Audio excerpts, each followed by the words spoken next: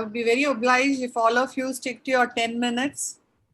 Become difficult for us to keep a watch only in this webinar because our webinar administrator is a little occupied.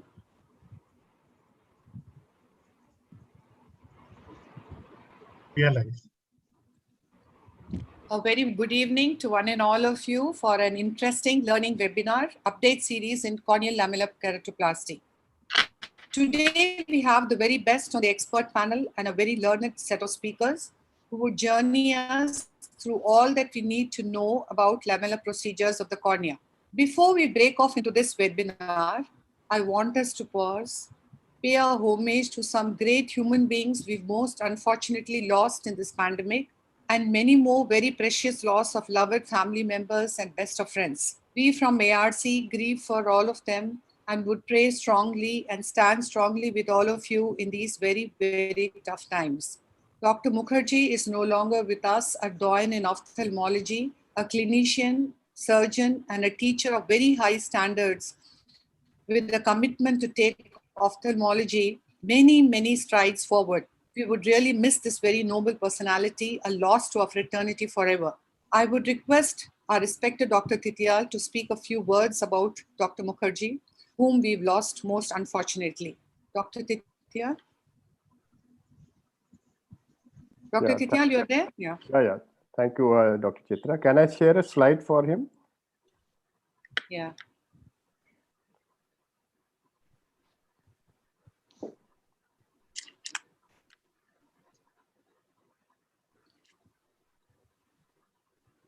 As the COVID has taken its toll in country, and that has not spared all of us in terms of our friends, relatives, or colleagues. They all have suffered, and we have many people who are sick at this time also. It is my real honor to say something on our teacher, our colleague, senior advisor to various societies, Professor Dr. Govinda Mukherjee, who is no longer with us. And he has been with us for so many years in various aspects of our functioning, not only in societies, but in our life also.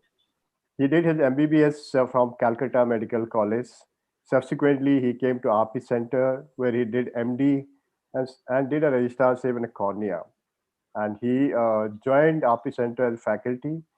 And subsequently, he took VRS and at a stage of additional professor in cornea unit, started his own practice in Delhi, and he was a leading cornea practitioner in Delhi for last 4 decades, supported by his son, Dr. Rajiv, who's been a very active force behind various societies also. He received many awards and honors, and most importantly, he did receive a Lifetime Achievement Award from various societies, from ISCRS, Cornea Society India, AIOS, DOS, ACOIN, and received the silver medal from Calcutta University, and is recipient of Austrian government Global Fellowship in 1974-75. In fact, he was a visiting professor in Vienna also, and received a DOMS degree from Vienna. He served various societies, and he has been secretary and president of DOS, and his contribution to DOS cannot be forgotten. Especially for me, he was a guiding force behind me when I was secretary and president of DOS.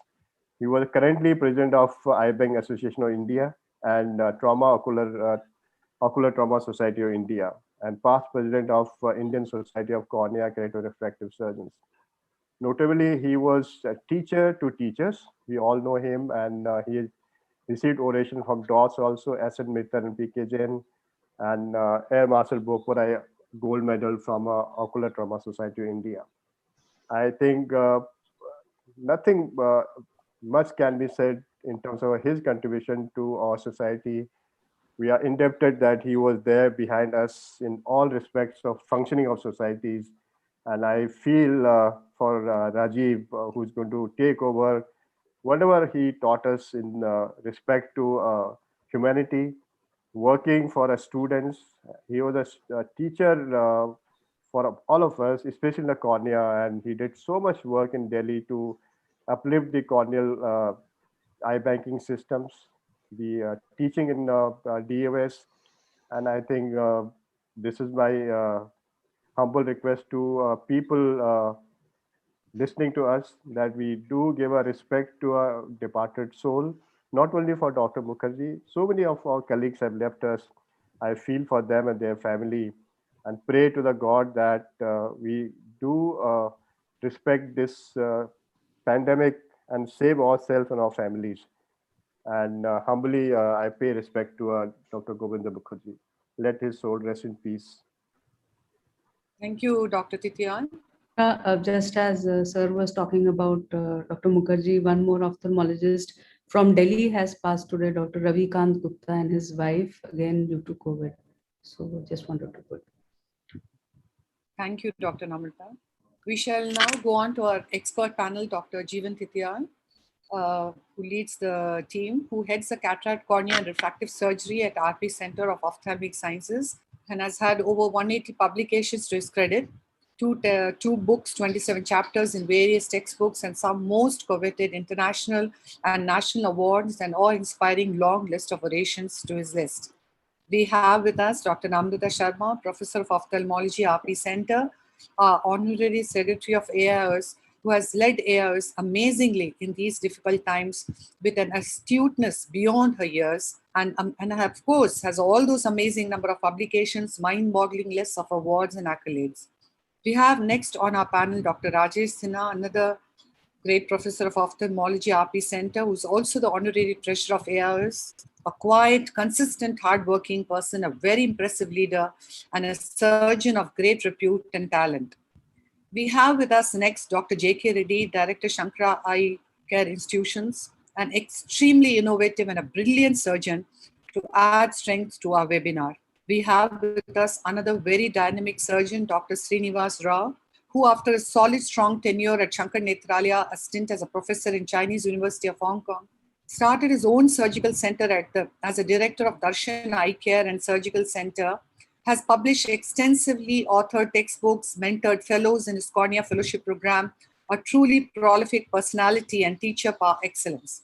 Dr. Bhaskar Srinivasan, another senior consultant of C.J. Shah Cornea and Refractive Services at Shankar Nethralaya, is a highly proficient surgeon, especially in the various parts of lamellar, cornea, and refractive procedures, significant publications in ocular surface disease, as well as keratoprosthesis, and is actively involved in the cornea PG training program with his great skill sets to impart valued learning to these aspiring students. Dr. Jagdish Reddy heads the Cataract and Refractive Services L.V. Prasad Eye Institute, adjunct Assistant Professor of Ophthalmology at the School of Medicine and Dentistry, University of Rochester Medical Center, with a great academic career, a very prolific surgeon, great number of publications, has actively published his research in various peer-reviewed journals, and individual of great standing. Moderating with me is Dr. Rajesh Fogla. All eminent personalities here, and he's an amazingly capable cornea and refractive surgeon with a very vast experience, presently consulting in Apollo Health City, Hyderabad, after a major stint in Shankar Nethralaya, visiting consultant to Apollo Hospitals, Colombo. A very impressive educational career and innumerable awards and accolades to his credit, and a surgeon par excellence. We shall now go on to our first speaker, Dr. Praveen Krishna, Director, the Cornea Institute, Head of Refractive Surgery, Cataract and Contact Lens Services, Consultant Cornea and Anterior Segment, who has again another great personality with an excellent academic career, an amazing number of publications and awards to his credit, and extremely astute surgeon. He would be talking on an interesting subject, femto-assisted anterior lamellar keratoplasty. On to you, Dr. Praveen. Thank you so much, Dr. Chitra, for having me on this course, and thanks to... You'll have to share your screen. Yes, I haven't started yet.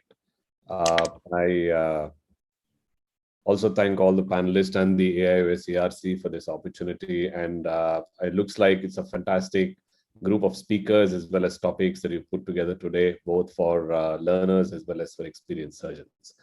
So the topic that I'm going to be speaking to you today is on femtosecond anterior lamellar keratoplasty, or FALK. FALK is something that probably has limited accessibility because you need a femtosecond machine to do this, but it certainly has its place in the management of anterior cornealopasties. So where is it useful and who might benefit from Falk?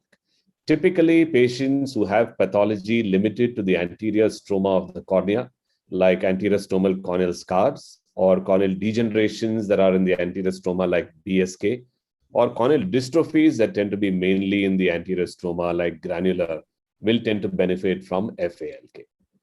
Now, it's also important to choose the correct patient for FALK because FALK is not for everyone.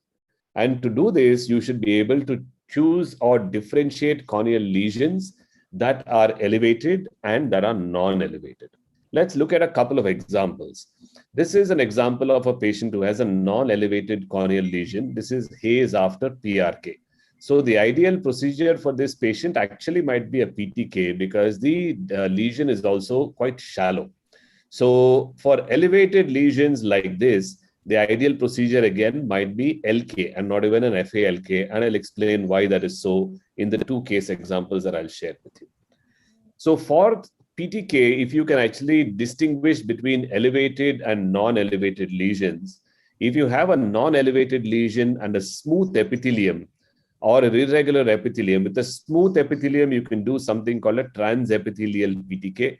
Whereas if you have an irregular epithelium, you'll probably need to debride and then do your PTK. So that's the general approach when you have somebody who has an elevated or a non-elevated lesion. So this is an example of a non-elevated lesion that I showed you earlier. And if you do a PTK for this, you actually will get very good results, as you see in this picture, immediately post-op, where most of the lesion has been removed by the laser itself. But if you have an elevated lesion like this, you might actually use a different approach where you can just go and peel these Salzmann lesions from the cornea, and you will get a very good outcome like this. But then what do you do when you have lesions that are more diffuse and present in the anterior stroma of the cornea, but also are a little deeper where you can't do a PTK and you can't really do a debridement? Well, that's when ALK or femtosecond ALK comes into the picture.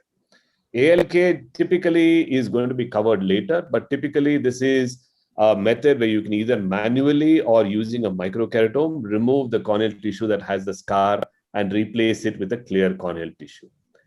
Typically, post-ops of ALK will require sutures, mainly because of the fact that you have some amount of mismatch between your graft and your host bed. But FALK actually negates all of that because the tissue matching by making your lenticule, your donor, as well as your host bed with the femtosecond laser will ensure that the fit is extremely accurate in both these instances. This is making the femtosecond donor lenticule from the anterior stroma of a cornea. And this is making the cut on the recipient cornea using the femtosecond laser again. And because of the fact that the depth is the same and also the diameter is the same, you typically do not need to apply sutures in this. And so time to rehabilitation is very short in these kind of patients. All you have to do is dissect off the lenticule from the anterior surface of the stroma and then make sure that you place the new dissected donor corneal lenticule on the bare bed that you have and wait for it to adhere just like you would wait for a LASIK flap. So that's as simple as how FALK is. Now, the problem with FALK is if you have lesions that are scattered, you can have the laser that tends to go into the stroma quite easily. And you will have very good outcomes like you see here in this patient with granular dystrophy, mainly present in the anterior stroma. But if you have lesions that are more dense like this scar, what you will also see, like in the bottom picture, OCT, though the picture looks like the FALK has done a great job, but the OCT shows you that the residual bed is actually quite irregular. And this is a problem with PTA, with FALK. And even electron microscopy studies in patients with FALK have shown that the deeper your lesion is, the more irregular your cut becomes. So FALK should be limited to those patients who have superficial lesions. Let's look at a couple of case examples. This is a 25-year-old female who had a contact lens-induced bacterial keratitis. She was a myope, -5 and -4, and with a best corrected vision of 20/40, and she wanted refractive surgery because she did not want to wear contact lenses after this episode. So if you look at the picture of the eye, you see there's a scar right in the center. And if you look at the slit picture, you see the scar is about half the depth of the cornea. On the OCT also, the scar is about 230 microns or so deep. So we did an FALK for this patient, and we see that the scar is mostly removed from the cornea, and you'll see that structurally it's a great outcome. But what happens is the fact that this patient still had this refractive error. Visual acuity really did not improve a lot. And the reason why this was so was because there was some residual scar in the stoma that we left behind.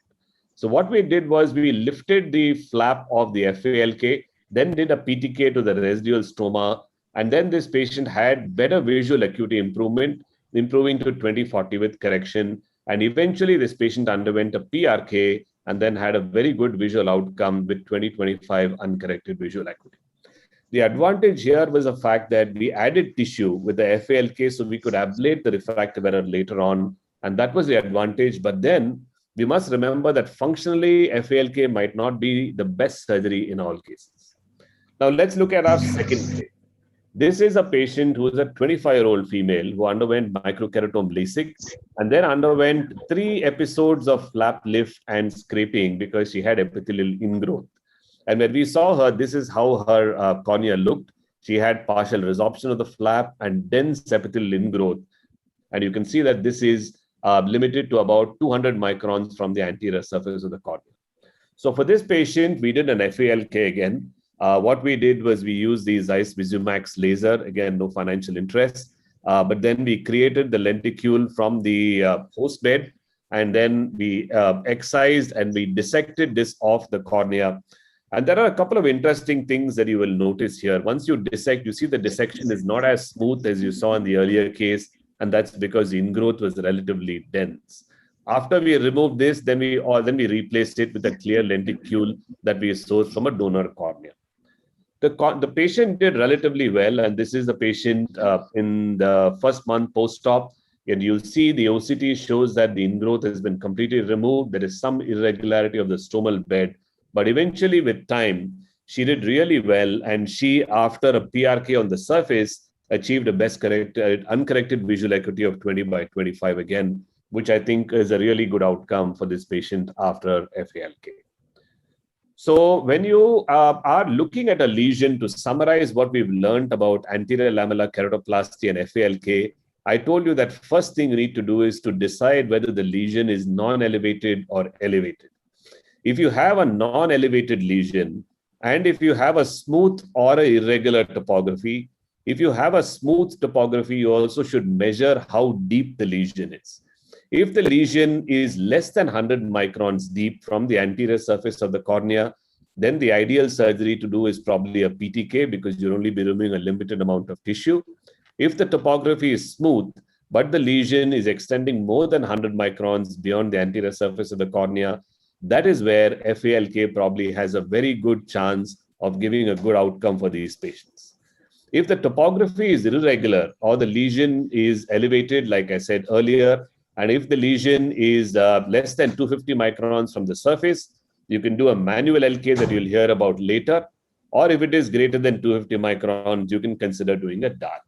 In case the lesion is elevated, then probably you should not be doing a PDEK or a FALK, but move directly to doing a LK or a DEK. So to summarize about FALK, FALK is useful for anterior stomal scars as well as for dystrophies that are located mainly in the anterior stroma. Ensure that you limit doing FALK only for cases with regular corneal topography so that your outcome also results in a patient who has a regular cornea. Usually do not do FALK in patients with dense scars because you will get a good structural outcome, but you will not get a good visual outcome. There are some issues with interface irregularity and haze if your planning is not accurate. Sometimes you have sizing issues, but uniformly you don't need to use sutures with FALK. So you will be providing very early visual rehabilitation for these patients.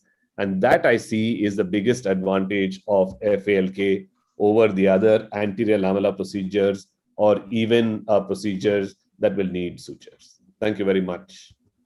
Thank you, Dr. Praveen. That was an amazing talk. so crisp and clear and so well within time. I have a question to ask before I would ask Dr. Rajesh. How would you end up, what would happen if you end up with an undersized or an oversized graft, which might occur rarely, and what are the tips to avoid? Well, I think that's the same question that Rishi had asked. So typically, early on when we started doing FALK, we always try to oversize, learning from our keratoplasty days by 0.1 millimeters. So if the host bed was 8, then the donor was 8.1. We had a few patients who had oversized grafts, and what happened in those cases is that there were a lot of folds on the Bowman's layer, and that resulted in reduction in visual acuity for these patients. So we went to same sizing grafts after that. And that sometimes lead to undersizing. But even if you have an undersized graft, the gutter that you leave behind is covered very well by epithelium. And because of the straight cut of the femtosecond laser, epithelium doesn't go under. So if it's an undersized graft, still completely okay to leave it alone. Epithelium will fill the gutter and the patient has a much better visual outcome as compared to a graft that is oversized. So typically now we just use the same size graft, donor as well as host for all. There is a little more caveat in this one because the curvature of the cornea will also affect the size of the graft. Typically, if you have a cornea that is more curved, then you will get a host bed that is slightly smaller. That's the other caveat. Dr. Rajesh? Yeah, actually, the point is, I was just about to ask Praveen that what he does regarding sizing, because a couple of studies have shown, they have shown 0.1 millimeter oversize, one study showed 0.2 millimeter oversize. Whatever I have done same size. And what happens that initially it shows the gutter on day one because the stroma is a bit thickened. But once the stromal thickening reduces, the edge to edge, because of the vertical side cut, that's the beauty of Falk, which has an advantage over the microkeratome that way. Apart from the size of the lenticule, which can be customized better, the side cut vertical, since it's vertical, the apposition is very good. So I also prefer taking same size. Whatever I have done, the results were good. I feel that a step in may be better for epithelial, epithelium growing over the surface rather than, step up of the host tissue, donor tissue. So that's what I felt.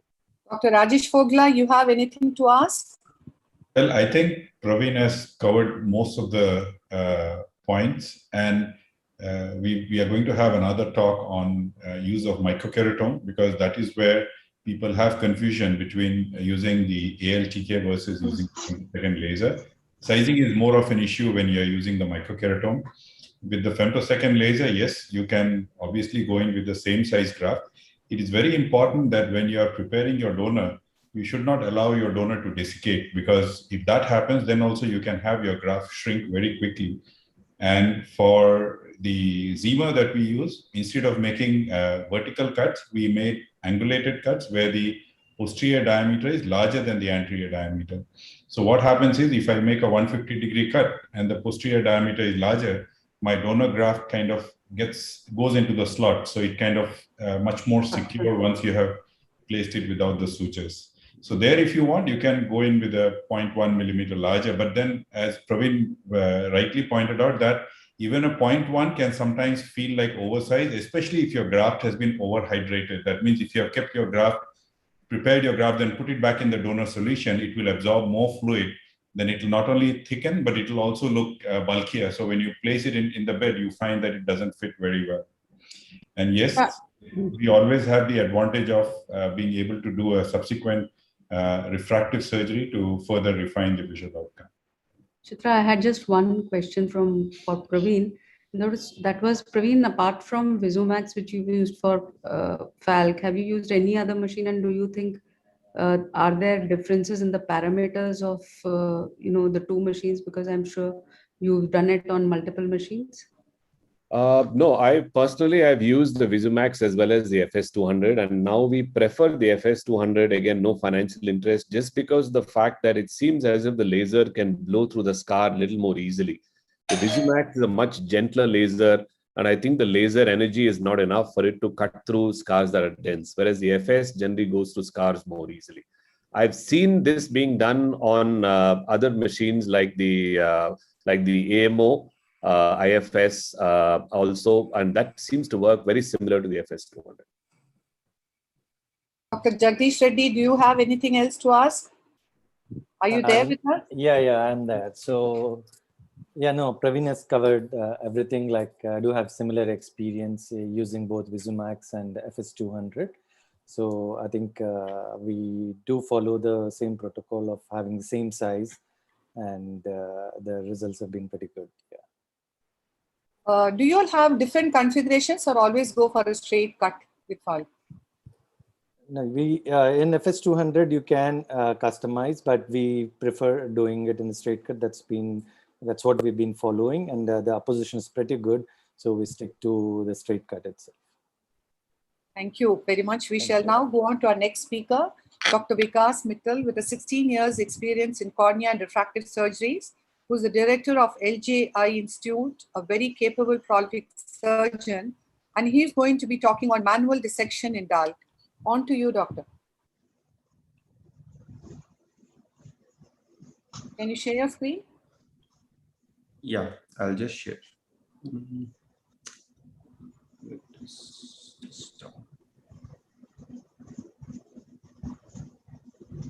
Is it visible? Yes. Okay, fine. Thanks so much, first of all, Dr. Chitra and whole ARC team for this kind invitation.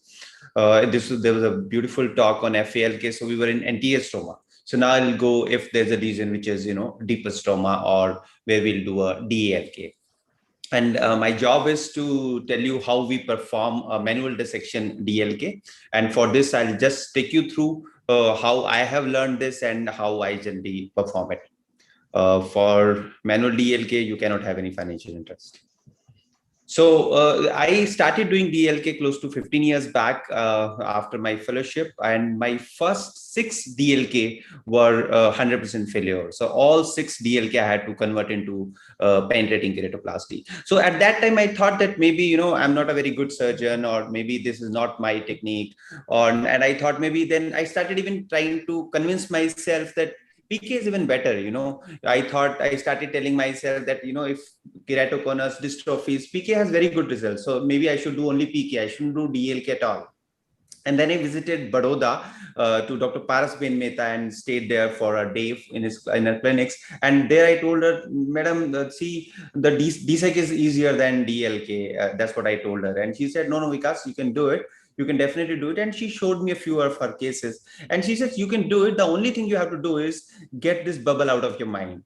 So the DALK can also be done without bubble. And then when I came back and started doing my manual DLK, where as she suggested me that it's okay to leave 70-80 microns of posterior stroma behind, and you can go ahead with your routine DLK.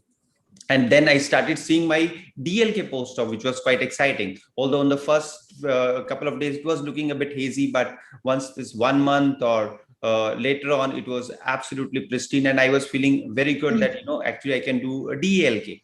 And with time, we started doing a large diameter or even PMCDs, advanced K-corners, keratoglobus. And there was no need for a backup tissue. Initially, my DLK, always I used to have a backup tissue. So here there was no need for DLK. And if you tell your patient DLK, I was sure that I'm going to do DLK only. So there was no reason that I have to explain that, maybe I'll have to convert it into PK. And there was no fear of perforation, as I said. And then there was no specific instrumentation that was needed. And that's why I think even now I'm continuing my manual DLK. And there's a recent publication from Dr. Fogla and Dr. Namta Sharma, and close to 1/3 of cornea surgeon in India or CSI members, they do manual DLK. So I think I'm one of those 1/3 surgeons. And why do they generally do it? If you see biomechanics in DLK, whether you do a big bubble or whether you do a manual lamellar dissection, it's same. And the visual results also, the astigmatism, best corrected visual acuity, once the switch is out, or 1 month later on, endothelial cell count, it's comparable, it's same. And in case you get into some problem, if you get to have a full thickness definition, the manual dissection DLK will be a big rescue. This is a beautiful article the beautiful review that I came across, who had reviewed all the techniques of DLK, and these are the complications that have been mentioned. And you know what? With manual DELK, there are no such complications that are possible. Emphysema, double bubble, perforation, double AC, these are almost rare with DLK. So majority of complications that has been described in literature are not possible with manual DLK. So what I'm going to do is I'm going to show you a video of how I generally perform the manual DLK, so that you can get a okay, so this surgery was done in a patient of keratoconus. So the surgery will be into 3 steps. First is host bed preparation, graft preparation, and then suturing. Let's take first host bed preparation. You need to choose a trifine size so that you can include all the cone. Fleischer ring and topography map can guide you. So it is important, even if you take a larger diameter, it's absolutely fine. Flaringa ring, I like generally using Flaringa ring in all my keratoconus patients, but it's an optional step. The trifine, it's very important to just make an impression. So if in keratoconus you keep refining and make a groove, then sometimes what happens is you end up cutting more of posterior stroma than anterior stroma. So you can have a not a straight cut. So what I generally do is just make an impression, so that we know that what is the area that I'm going to dissect. And the grooving is done with a prefixed guarded blade. And here I'm using 250 microns. What I generally do is choose your thinnest pachymetry, subtract 100 microns from that, and that you can use 250, 300, whatever. So here there is a 360 groove, and the angle will be perpendicular to this area. So your blade will not be perpendicular to the visual axis, but perpendicular to the where your impression is, so that you can have a really straight cut. Once your groove is done 360 degree, you can catch hold of this anterior stroma and dissect it off. This is similar to what we do in any DLK technique. Here you can be very fast because it's quite thick and not very difficult. Important thing is to catch hold of the tissue flap near to the attachment and then cut the fibers which are attached to the flap. This will be more important when we are cutting in second and third layer. So once the first layer is out, you make a decompression, and this air bubble, this fluid on the stroma and a dilated pupil, this helps a lot in seeing how much stroma is left over. So this is the layer number 2. Generally, you need to remove 3 layers. In 3 layers, most of the stroma is out. So here you catch hold of the thicker area. I generally like this upper and superior, this area, and then you first make you start dissecting all through, and then here you need to be slow. And what I'm trying to tell you is this: catch hold near the stoma and cut these fibers which are attached to the flap, not the stromal bed. If you pull it, so you should not pull. You just simply need to just have a small pull, and then cut these fibers which are attached to the flap, so that the chance of perforation are minimal. Again, a fluid drop will tell you how much stroma is left over. So this is the third or the last layer most of the times. And when you are reached the posterior stroma, you can actually peel off these fibers. So you don't even need to, cut, but you need to be careful. You need to be slow. And you can see here, these fibers can be easily peeled off. So that means that you are nearly in the posterior stroma. Again, you can place a fluid and drop, and you can have an idea how much stroma. So this is my host bed is prepared. So next would be preparation of your graft. Graft preparation is, you can choose the disparity. Generally it's 0.25, but if it is advanced keratoconus, large defined, it's okay to use a same size donor as well as graft. So you can punch the graft first and then you remove DM, as is done in this case. You can use a Merosol sponge. And if this tissue is old age tissue, the removal of DM is very easy. But if it's in a young patient, tissue, then sometimes it comes in a piecemeal. But it is important to remove all the DM and any epithelium, as you can see here. You can remove the DM first and then punch also. So in this case, you can remove the DM the way you do it in your DMAT. So you can punch anytime. So next would be the last step would be suturing. Pattern of suturing, you can choose whatever suture is suturing technique you works well best in your hands. I like interrupted sutures, so I'm using 10 nylon. I'll make 16 interrupted sutures. Here the difference from penetrating keratoplasty suturing and DLK is, here I'm not going to keep 90% depth in the donor, so I'll take 50% depth in donor and are close to 70-80% in the host tissue. So it's important that you be aware that there is a DM down there, and you can you can puncture if you are not very careful. Suturing is very important step, because the astigmatism and all those astigmatism will be mainly done by these good suturing. So here what I'm doing is pushing these folds into the periphery. I generally start doing this massage after 8 sutures. So from the center to the periphery, so most of the folds that are because of the excess stroma, so that gets pushed off into the periphery. So the sutures are buried in the graft, and then you just have a look with your Mallin's ring to ensure that you get a good circle, as you can see here, and then the surgery is over. Remove your flaring guarding, place a bandage contact lens, and that's it. So this is how generally looks first POD looks like. And you can see the first post-operative day, 77 microns, 42 microns. So it hardly matters if you have 42 of 70, because 77 microns, because once 2 or 3 months down the lane, you can hardly see your remaining tissue.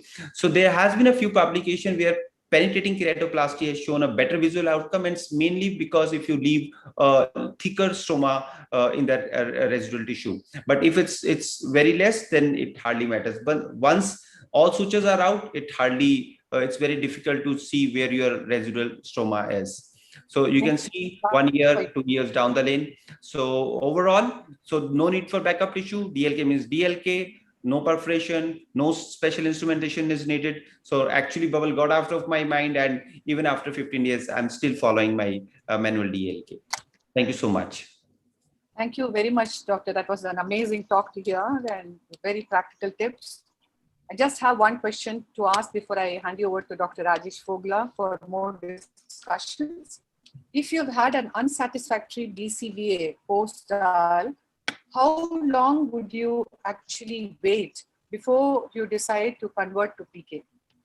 So that depends that what is the reason for unsatisfactory visual outcome. So most of the time, unsatisfactory visual outcome is because of the astigmatism. So if that you need to address why that astigmatism is more, whether it's a sutures problem. So you can have the interrupted suture is very good that you can later on also you can remove your sutures. Generally, if you get a really weird astigmatism within first month, it's better to remove those sutures and place a new sutures. Otherwise, your routine astigmatism management that we start after 3 months. So most of the time it is because of sutures. So I haven't seen any patient where the visual outcome is less because of the interface and interface case. There was a couple of patients, I think, where you have a bad surface and you have to do DLK for some other reason. There you can get an interface vessels. That is the only area where you might have to think of doing converting into PK. But again, those will be very high risk grafts, and you need to take care of immunosuppression as well. Dr. Rajesh Fogla. Yeah, Vikas, nice presentation. From what I understand, you indicate that you are not doing any more big bubble DALKs. That's right. I don't do any big bubble DALK at all. Yeah, but that I think is again a little extreme, because selective cases, big bubble DALK definitely gives a better visual outcome, both in the terms of the rate of visual recovery and the number of percentage of patients achieving 20/20 or more. And if you select, at least in my practice, I rely more on the anterior segment OCT. And any cases where the pathology is involving the predecimus layer or the decimus like a scar, then I avoid any stromal injection of air, because that is going to have an abnormal outcome of the air injection. And in such cases, doing a manual DALK definitely is recommended.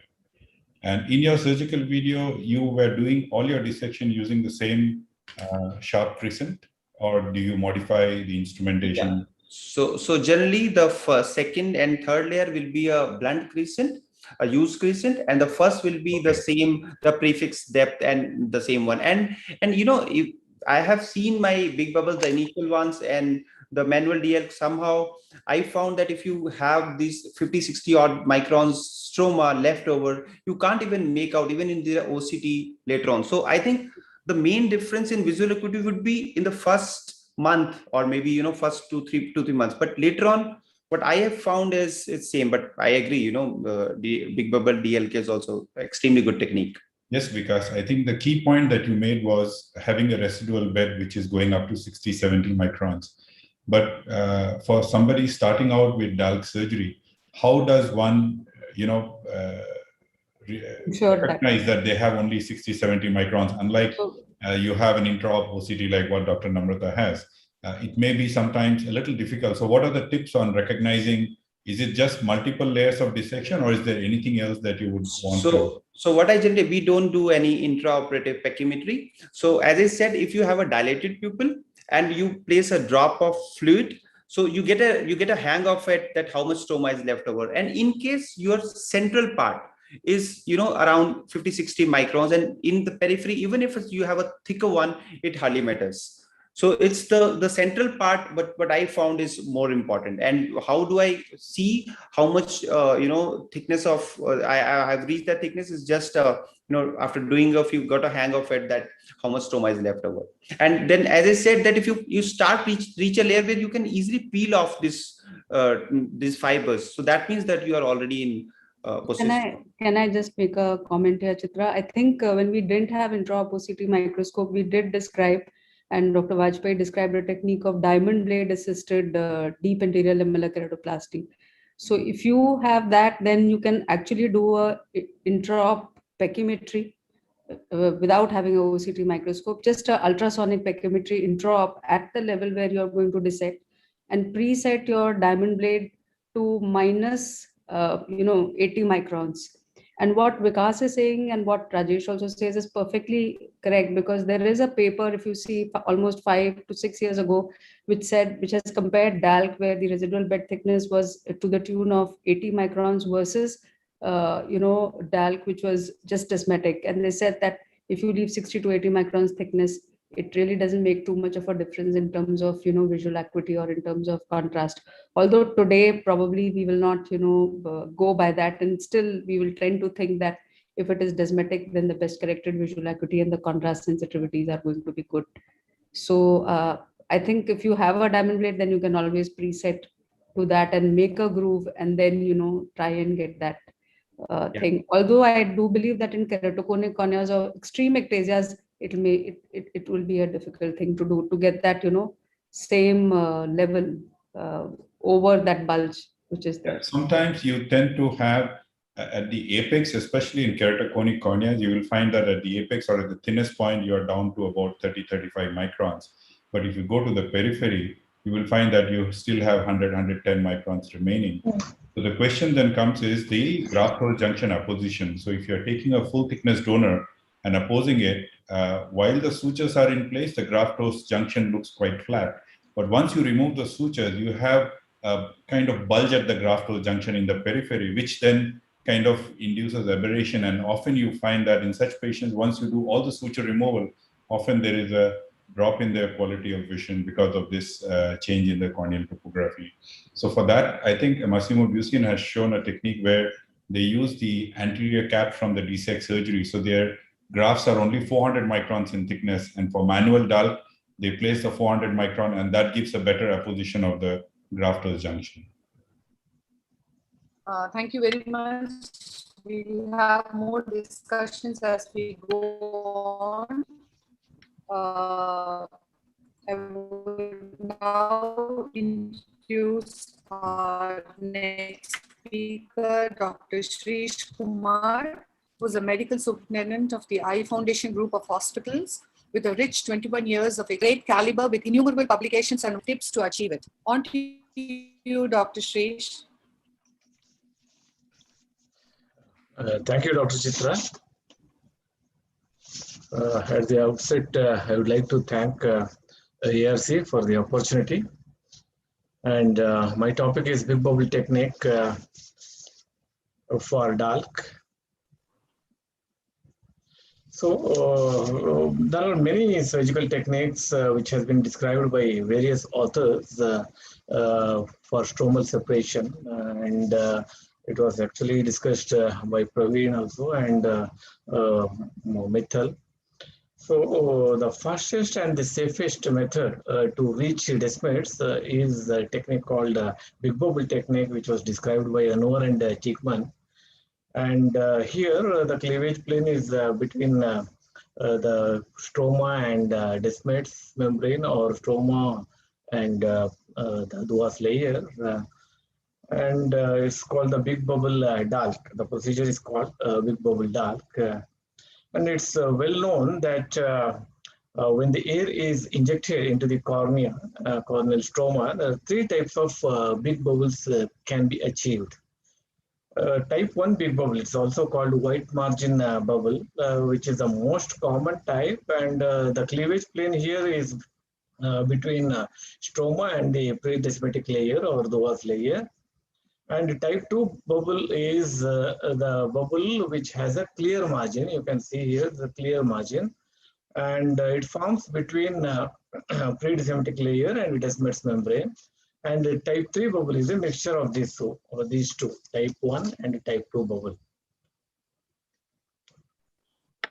So I'm just going to demonstrate a few cases of a type 1 bubble formation. This is a case of keratoconus. You can see a white margin bubble is formed. This is a typical big bubble type 1. And this type 1 bubble is achieved in almost 80-85% of the cases. And this is the preferred type of bubble in DALK, as even you are preserving Duas layer, which gives added strength to the desmids membrane, and the chances of perforation or rupture of desmids membrane becomes less if you have a type 1 big bubble. Here the formation of big bubble, it starts the small white emphysema in the center and extends to the periphery. And you may get it in one go, or you may have to inject air in several locations. There is emphysema in the periphery, and now with the second injection, I am able to achieve a big bubble here. You have to just change the site of injection.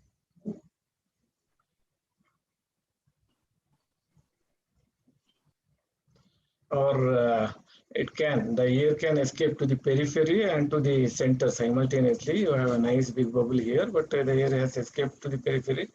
It doesn't matter. And it's an easy way to identify the formation of big bubble is by injecting air bubble into the antechamber. You can see the movement of this bubble in the antechamber with the formation of a big bubble. This is a big bubble type 1 is formed here, and it has displaced the air bubble in the antechamber to the periphery. So the surgical procedure, once a big bubble is achieved, I usually do a superficial lamellar keratectomy using a crescent blade and a lymph forceps, and with the 11 number blade, I make a bold nick incision and inject viscoelastic substance through this nick incision, just to keep desmids away from all the manipulations. And the posterior lamella is excised using 1R scissors, and the posterior lamella is cut into 4 or 5 segments, and each segment is completely excised and taking care not to leave any posterior edge. This is the donor preparation. Just scrape off the donor endothelium, desmids complex, and give a thorough irrigation because you have used viscoelastic substance, and then place the graft over the host and suture it to the host. I usually use 16 sutures, 10 monofilament nylon. If the graft is bigger than 8 millimeters, if it is less than 8 millimeters, we can use 12 sutures, interrupted sutures. This is a case like every time you may not get the right steps. Like if you see here, have a nice big bubble. I'm just doing a superficial lamellar keratectomy. I'm just trying to puncture the bubble, but I could not. And then I went ahead with the second dissection. And now I could achieve a clearance till Desmet's.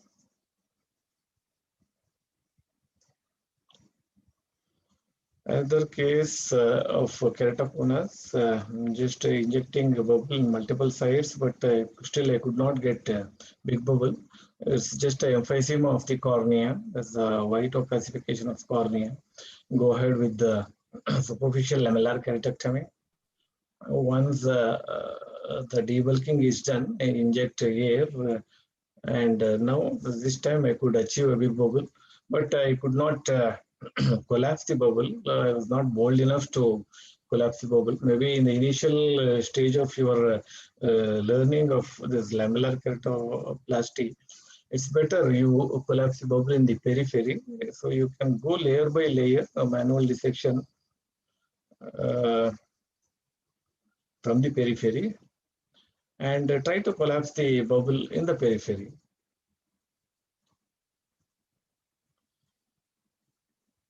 So I'm just collapsing the bubble now, and then inject visco, separate the posterior layer of the stroma.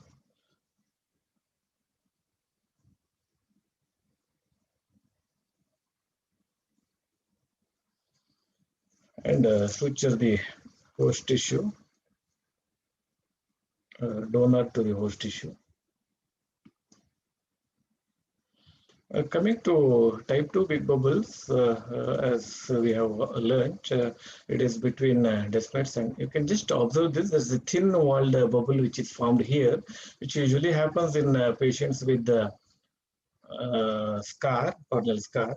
I usually do a layer by manual dissection. In spite of having a big bubble here, I usually go ahead and do a manual dissection because type 2 bubble is more prone to rupture.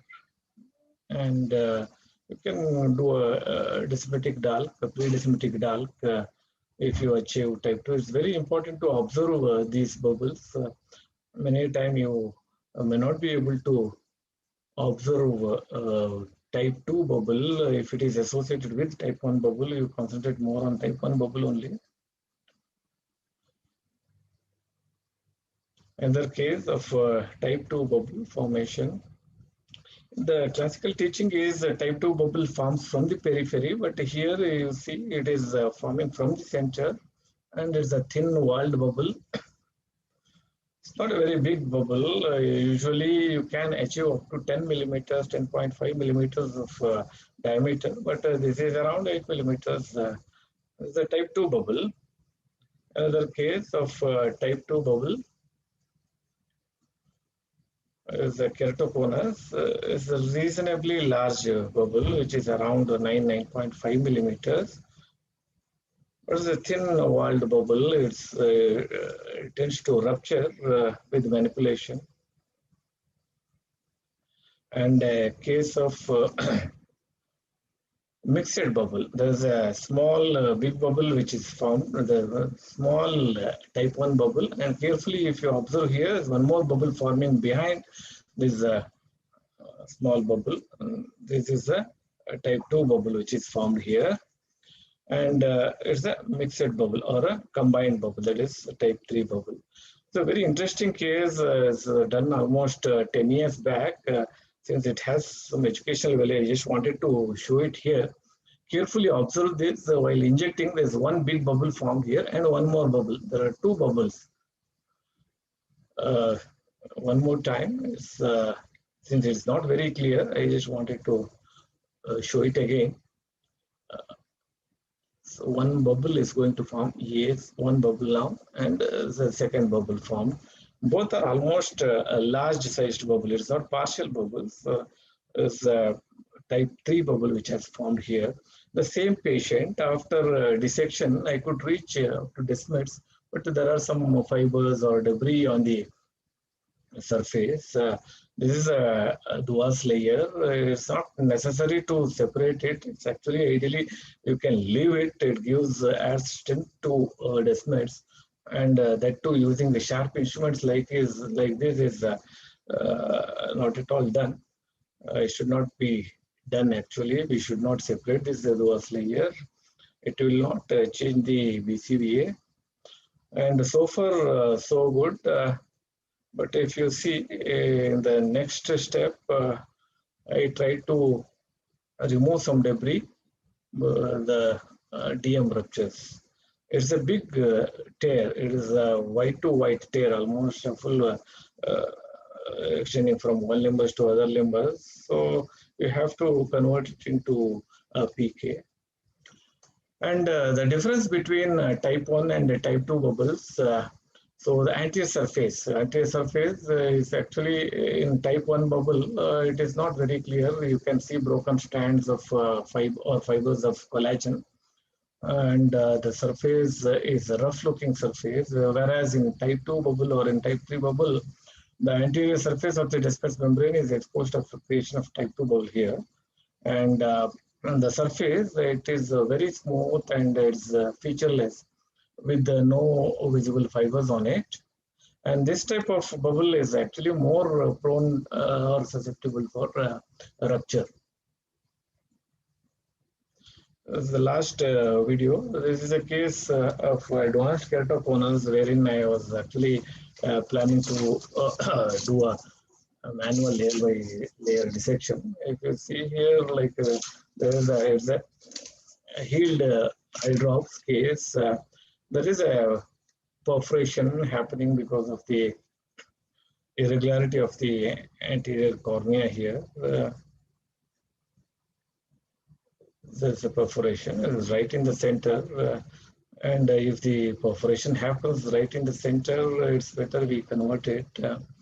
And if the dissection is not complete, definitely it's better to convert these cases to penetrating keratoplasty. You can see it's quite a big tear. So this can happen in a manual dissection, but more or less big bubble technique is very safe. And here it appears to be the best surgical approach for a DALK. When the surgical goal is to reach the plane of Duas or Descemet's membrane, visual outcome will be much better as compared to manual DALK. And we can always achieve a visual result similar to penetrating keratoplasty in a big bubble DALK. And dissection can be considered if there is a complication or intraoperative perforation, or or as an alternative to big bubble technique, we can do a manual technique. But big bubble technique, the surgical outcome, visual outcome is much better. I prefer big bubble technique over manual dissection. Thank you.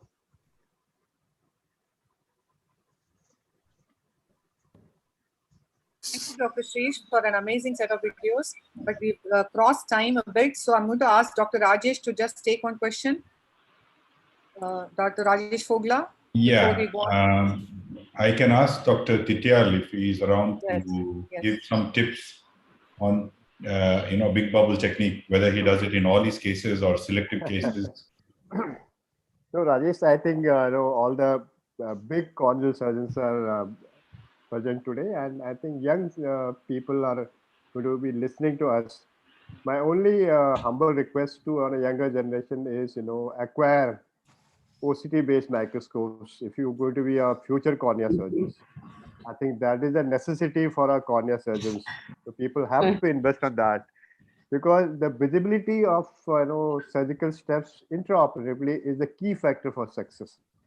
So whatever video we have seen, are nice videos.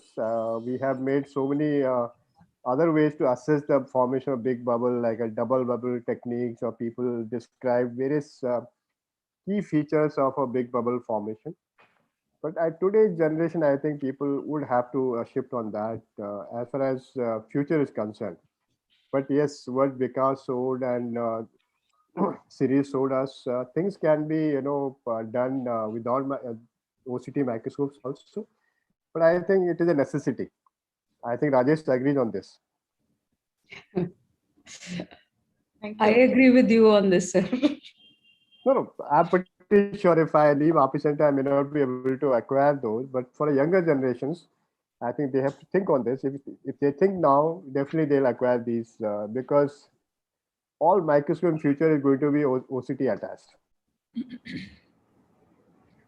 We shall now go on to our next speaker, Dr. Sujata Mohan, Associate Medical Director of Rajan Eye Care Hospital and a specialist in anterior segment surgeries. As the director of Rotary Rajan Eye Bank, she has performed innumerable eye transplants. Again, she has had some of the most amazing sets of awards and accolades to her repute. The list is too big to enumerate now. And let's hear an interesting debate between her and Dr. Parul Deshpande. Dr. Sujata is going to talk about favoring DALK in post-hydrops. On to you, Dr. Sujata. Thank you, Dr. Chitra, and thanks to the ARC committee for giving me this opportunity. So my topic is on DALK in acute hydrops. So will I do it? So I'm just going to show you a case report of a 25-year-old female who had an advanced keratoconus and underwent DALK 1 year prior to this case. And she was doing very well. So she was avoiding surgery for the other eye. And she had quite an advanced keratoconus in the left eye. Then she came one day with a sudden onset of pain, watering, and complete loss of vision. And you can see the ASOCT showing definite break in the descemetes and clefts in the stroma, stromal edema as well. The diagnosis of acute eye drops was made. And we medically managed her for about 1 week to 10 days with topical steroids and hypertonic saline, oral dorzolamide, and lubricants. But she was very uncomfortable and she had a lot of irritation and pain. And so we decided to do a little bit of surgical management and injected air into the anterior chamber. We waited for 3 days. There was no response because the air got absorbed within a day and she continued to complain. So I decided to give a C3F8 non-expansile gas injection into the anterior chamber. And I combined it with a venting incision to remove the stromal fluid so that the edema will resolve quickly. So you can see there is definite reduction of edema on the first day post-op. And the anterior segment OCT also showed the closure of the cleft, the descemet's cleft, and the edema is significantly reduced. However, the third post-op day, again, the edema started forming and increasing in size. And you can see the break in the descemetes once more and the fluid clefts in the stroma. And by 1 week later, you can see that the whole eye drops has become much bigger than the day of presentation. And you can see very large fluid clefts and very large area of descemet's membrane opening. So the corneal edema showed that had increased, as you can see from the first picture post-op. And the ASOCT also showed quite a large area of descemet's break. And there was just a little bit of Bowman's membrane and epithelium remaining. So there was a possibility of impending perforation. So we decided to go ahead with a DALK.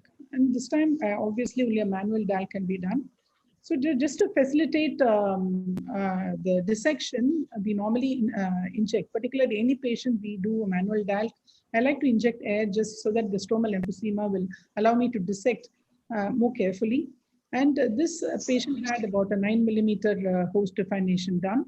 And once stromal emphysema was created, a manual DALK was done with using a 15 blade to start with. Once there is a perforation in the DM, the very important thing that we have to remember is that if you're going to do the regular type of dissection and do a superficial keratectomy from one end to another, you're likely to go across to the area of perforation, which can actually extend. So it's important that you go all around and then come to the area of perforation as a last resort. And the superficial keratectomy is continued. You can see with the crescent knife as well. And we were able to dissect most of the stroma. And this is the last area where we are close to the perforation and it was removed using a minor scissors.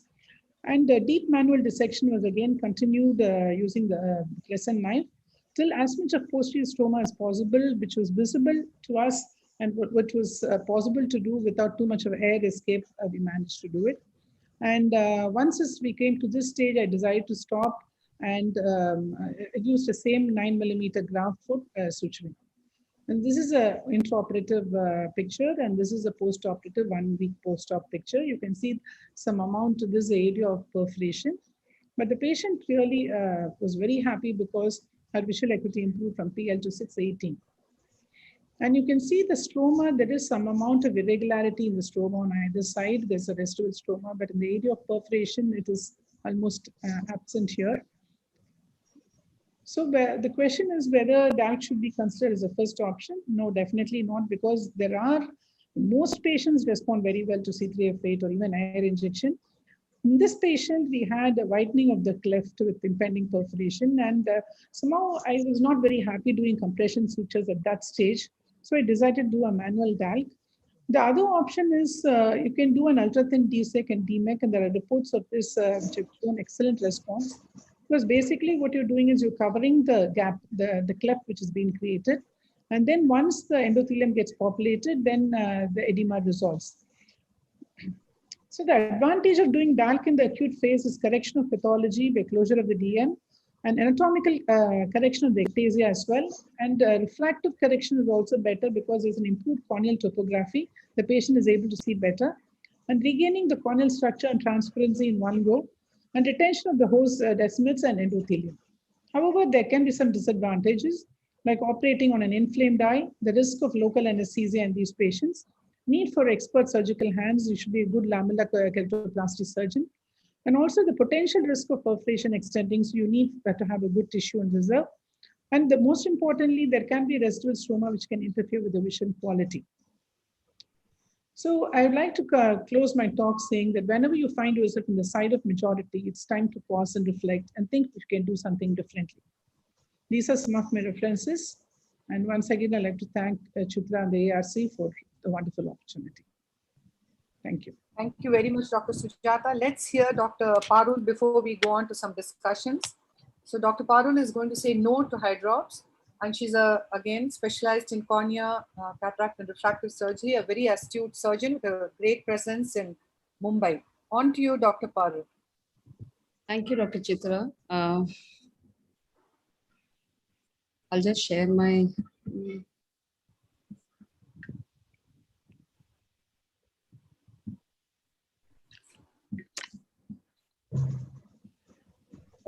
Yeah, so can you see my slides? So are my slides visible? Yes, it's visible. Okay.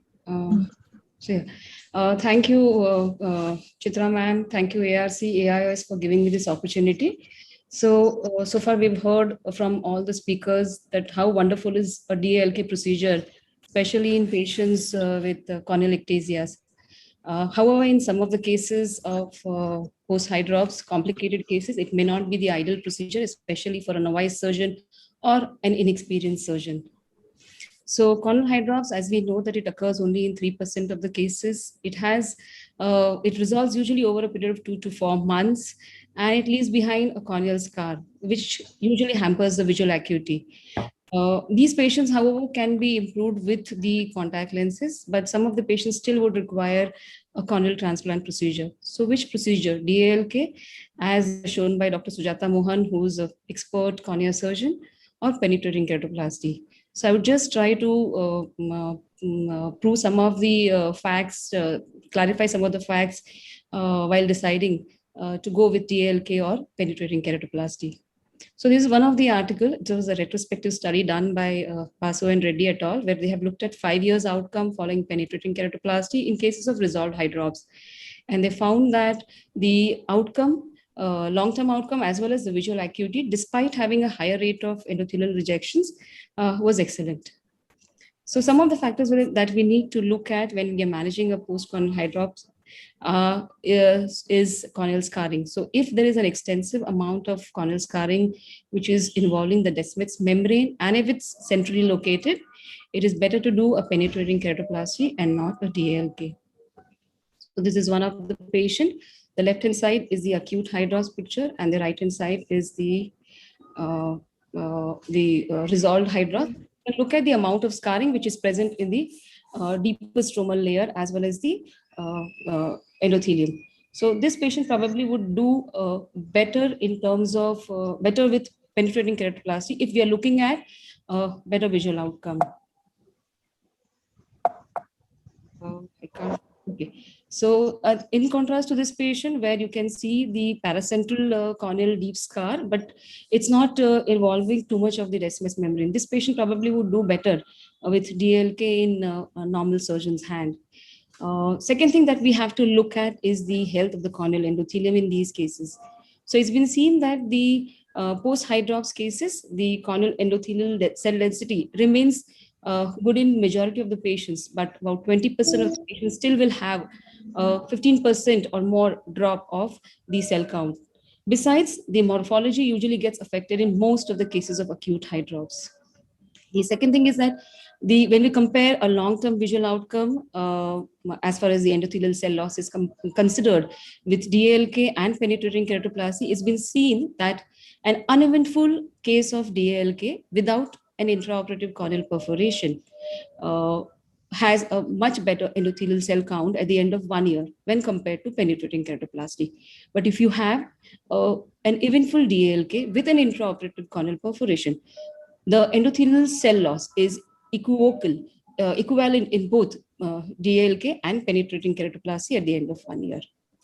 So as Dr. Sujata Mohan has already discussed, that we need to modify the technique of surgery in these patients. We need to do a manual dissection. In event of dissecting, it's important to leave the area of thinning the last, but one may sometimes leave behind a greater amount of residual stroma in order to avoid the macroperforations. So in these patients where you are performing a DLK, you always have the scare of perforation, and hence one has to always keep a good quality donor tissue. And it's important that one performs this procedure under general anesthesia, as we are likely to take a longer time. So cases where we may not be able to take general anesthesia, probably PK would be a better option. And when we look at the visual outcome, it's been seen that a DLK procedure performed with the residual stroma more than 20 micron, usually the visual outcome is subnormal, and it is not equal to what we achieve with a big bubble DLK or a penetrating keratoplasty. So with this, my indications for penetrating keratoplasty, usually post-hydrops, are cases of severe hydrops with large descemet membrane tear, which is more than 3 millimeter width, as you can see in this photograph, or when there is an acute perforation in cases of acute hydrops, or there is a persistent chronic edema, which indicates some amount of endothelial dysfunction, or when you have a dense scar in the visual axis, or you've encountered an intraoperative macroperforations, and you will have to resort to a penetrating keratoplasty. Those cases which are high risk for general anesthesia, probably I would avoid a DALK procedure, and I would head to a penetrating keratoplasty. And the last indication being the associated endothelial dysfunctions, which are present in patients with keratoconus, like in this patient where there is a PPMD coexisting with the keratoconus. So probably I would resort to penetrating keratoplasty in these patients. So to conclude, DLK definitely yields good visual outcome in all cases of keratoconus, but it definitely demands high surgical expertise, especially in advanced cases as well as cases with hydrops. And PKP has a good visual recovery. It has a good long-term survival in all cases of keratoconus, despite having high risk of ejection. So with this, I conclude. Thank you. Thank you, Dr. Parul, for all your strong counters. I just wanted to ask Dr. Jagdish Reddy, what tips would you give for suturing to our attendees if the host trim gets quite thin, which is likely, if you're doing DALK in hydrops? Can you stop sharing? Oh, yeah, sorry, ma'am. Yeah. Yeah, so I think it's very important to look at, you involve the entire cone.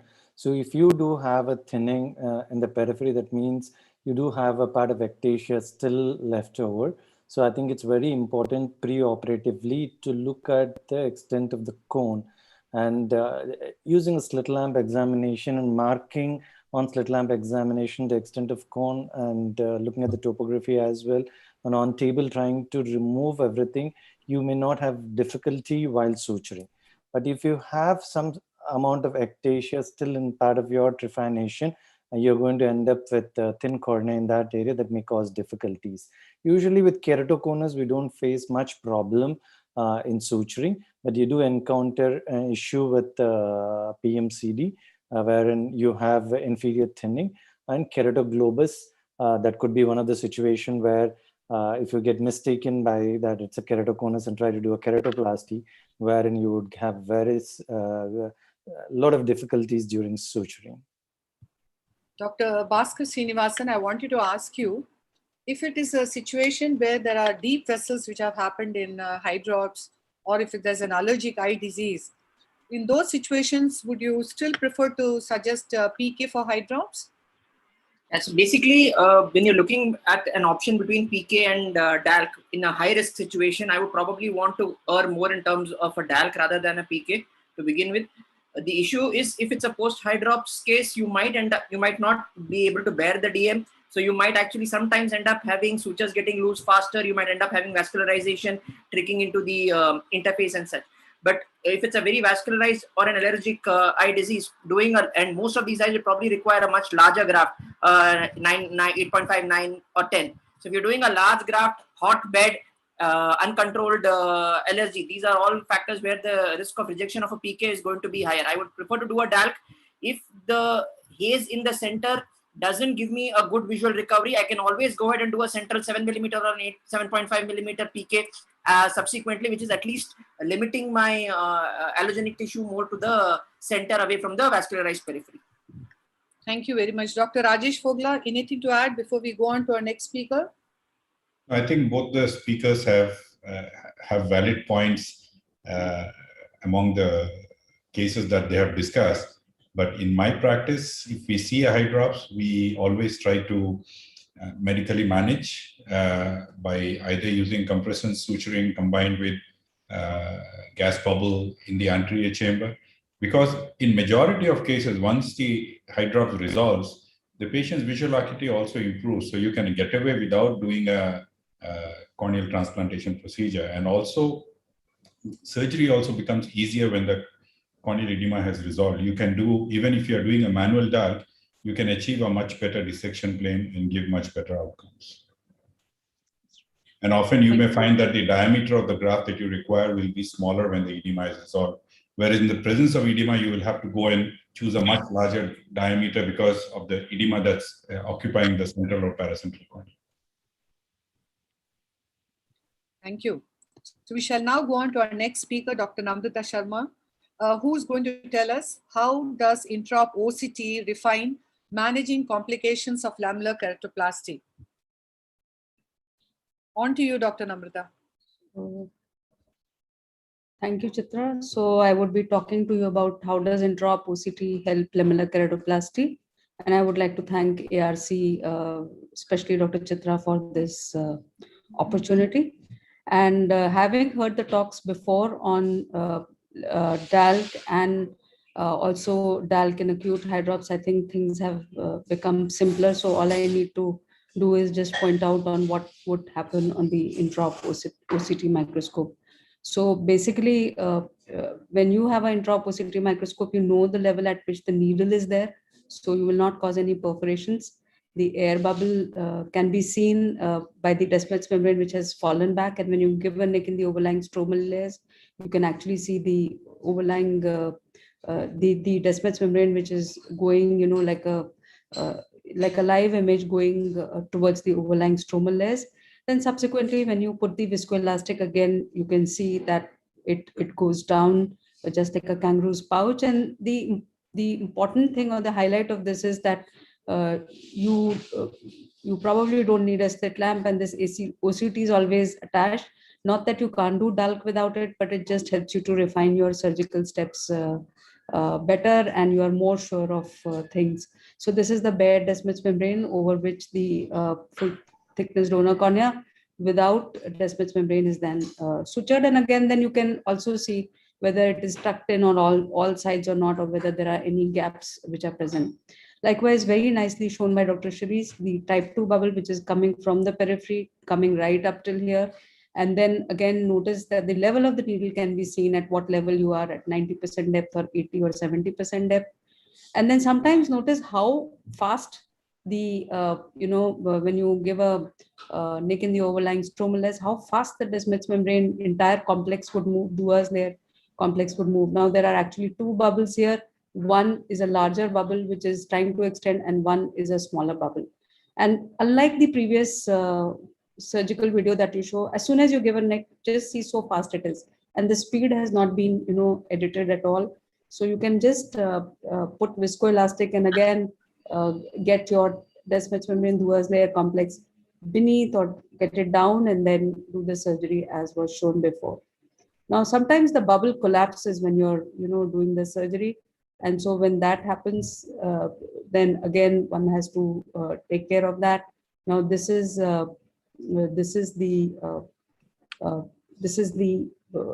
nick which is being given in the overlying stromal layers. And again, notice so quickly it will move up and you can actually make out the gap between the Descemet's membrane and the overlying stromal layers. And again, whenever it gets closer to your stromal layers, you can actually push it back by looking at the intraop OCT microscope so that you are far, far away when you're doing the dissection of the stromal layers. Then when you do have a perforation, you can make out otherwise also, but notice just as a perforation is here and there's egress of the aqueous, you can actually see that there is a defect also over there. And then you know that you can leave this little bit of tissue over here where the perforation is there, which acts like a valve or which acts like a self-sealing kind of a flap over there. So you can just leave that little bit of tissue there and then again go ahead so that you can do again a DALK in this procedure without having to convert into a penetrating keratoplasty. Now, healed hydrops, I think it has a great role to play because you can see that there is a healed hydrops which is present at the level of the opacity. And notice that it is so desperate. The corneal thickness is thicker on one side, thinner on the other side. So this just helps you to shave everywhere equally so that you come onto the correct plane. And when you actually give the post-operative outcomes, you don't have to give disparate planes, which Dr. Rajesh was also talking about, 100, 150 microns in the periphery, and then up to the level of the Descemet's membrane in the center. So just as you come to the area of that healed hydrops, you go a little anteriorly so that you are above the area of the healed hydrops and your dissection is clear. And luckily this area, this is the cross section here, this area which is there is actually in the paracentral region, so will not affect the visual acuity. And like I said before, when you do have about less than 80 microns of thickness, the visual acuity is as good as you would do a descemetic DALK. In ocular surface disorders also, it is very useful. Again, layer by layer can be done, very nicely shown by Vikas. You can see actually by comparing it with the tissue which is left above it as to what is your level of dissection. And then when it gets clear, then one can suture the cornea onto the host. Now, again, very useful when you have a Descemet's membrane detachment and double chamber in the post-op period, for instance, in this case. And when you put air bubble, you actually can't, you've still not got it attached. But if I didn't have this IOCT, I would think I'm done. But actually, I'm not done because there is a gap there which needs to be addressed, which you can only pick up on the OCT. So intrastromal drainage from the top is being done, and notice the gap has decreased, and then put air bubble again and the gap would disappear. So now I'm completely done. And this is the, this is the way in which the IOCT helps you to fine tune the picture. Now, coming to a little bit of DSEC, IOCT guided DSEC, very elegantly described by Dr. Tityal sir in his paper when he published the first few cases that we did on intraop OCT microscope. Very useful for cases like ours, which have hazy corneas. So sometimes you don't know where the graft is. And then you can, on the intraop OCT microscope, see that it is there in the anterior chamber, put an air bubble there. And again, if I didn't have the microscope, I would think that there are no gaps present in between, but there are actually gaps present in between at the microscopic level, which need to be addressed. And as you actually hydrate the wounds, you can see the graft moving. So again, that needs to be, the end point has to be reached. Now, sometimes you have very thin grafts and you don't know in ultra thin DSEC whether it is upside down or not. So look at the configuration of the graft. Now this is absolutely upside down. And when the configuration of the graft is like this, which is along the cornea, then you know that this is endothelial side up. So this can happen in hazy corneas with very thin grafts, which are being addressed in the anterior chamber. Now, again, I think for us, it is not such a big issue, and we probably don't need a intraop OCT microscope to fashion the Descemet's membrane roll, because everything is so nicely visible by the trypan blue dye. But sometimes there may be adhesions or micro adhesions present between the Descemet's membrane and the overlying stroma, and then it might just help. So this is just S-shaped, how we mark S-shaped onto the corneoscleral rim so that we get S-shaped onto the graft. And look, it looks actually, the beauty of it, it looks almost like a desmetocele. So you just put the lid over there. And important thing is that you remove the Descemet's membrane again, and then get it into the Petri dish and load it in the manner in which it should be in the eye, so that you don't have to change the orientation. Again, when you are doing a DMEK procedure, it helps you to get rid of the tags which may be there, which may otherwise not be visible, especially in the hazy corneas again. And when you put the graft inside, you have to get that biceps curl upwards. Now, this is a totally upside down graft. So you have to put fluid there so that it gets the biceps curl upwards. This is the correct orientation. And there is no S-shaped stamp here, because this was the very first case that I did of DMEK, and at that time we didn't have S-shaped. We didn't think of S-shaped stamp, and you know that the graft has got stuck to the back of the cornea, and this is in the post-op picture, which looks very clear. Then in hazy corneas, again, extremely useful because of the fact that you can't see anything. This has a S-shaped stamp, the graft, but notice that the cornea is so hazy, and you can see this tightly curled up roll here.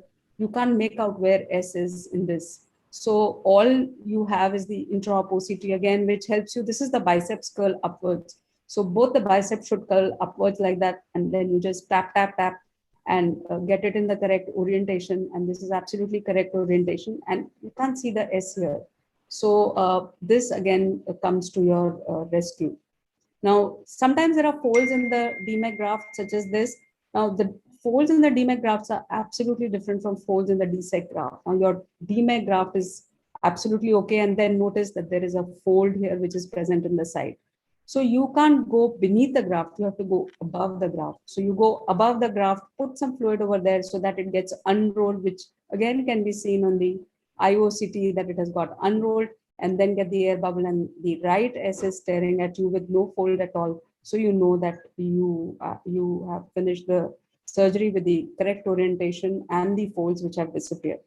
A very short video to show that in cases of eye syndrome, you can see the iris adhesions. Not a big deal, because you can see the iris adhesions otherwise also on the microscope. Only probably it helps in these cases is that because when you're putting the graft inside, again, it's got a little bit hazy here. So it just tells you whether you are in the correct direction or not. So this is the post-op picture. And this again is the last video which is shown here, where there is a failed DSEK which is there, and we used to do DSEK only, but then DMEK came into vogue, and so we thought for this. This is what I was telling you. You put it in that direction or in the configuration into your injector in the way you would want it to be in the anterior chamber. So what would happen is that you wouldn't have to tap it too much, and you would still be able to get the biceps curl upwards, and then put air bubble there so that the graft gets stuck in the right direction. So to conclude, I think intraoperative OCT is a useful tool. It is a third dimension. It adds third dimension of the corneal layers. It's like a third eye, and it just refines DALK and DMEK and DSEK and helps to see the unseen. But of course, the modification quantifications are required for current system for accuracy. And also, I think the companies, which Dr. Tityal sir was saying that everybody should buy it, I'm sure the companies are going to come out with more affordable options. And this can then be maybe just an attachment on any microscope, which can be taken up by people who will not be able to afford such highly priced intraop OCT microscopes as of now. Thank you very much for your attention. Amazing presentation, Namrata, as always. But we'll come down to what our attendees also would need, because intraop OCT, I'm sure all of us can't have. So I'm going to ask Dr. J.K. Reddy. Are you there? Dr. J.K. Reddy? It's not there. Rajesh Yeah, I am here only. Yes. I'm going to ask question to all Yes, of any I am of here you. only. A simple, straightforward question. If you have a double anterior chamber, how long can you, Dr. J.K. Reddy, how long can you wait? How soon should you intervene? Usually double You heard the anti-chamber question, Doctor? Yeah. We generally do it in first post-operative visit. That is after 1 week, usual double anti-chamber. Now we came to know that inferior PI will solve the problem of a pupillary block. So we do an inferior PI and tighten the chamber in the first hour. We don't wait for a long time, because sometimes wait for a long time, you produce some amount of stromal edema, which we don't want in a case of keratoconus. We want as clear corneas as possible. In the initial days, we used to wait for some time and see what happens, because we are worried about people with block and up. Now we immediately take it up for surgery. And do we have OCT? We don't have a intraoperative OCT, so we do post-operatively OCT the day, same day, and next day. Then it settles down well.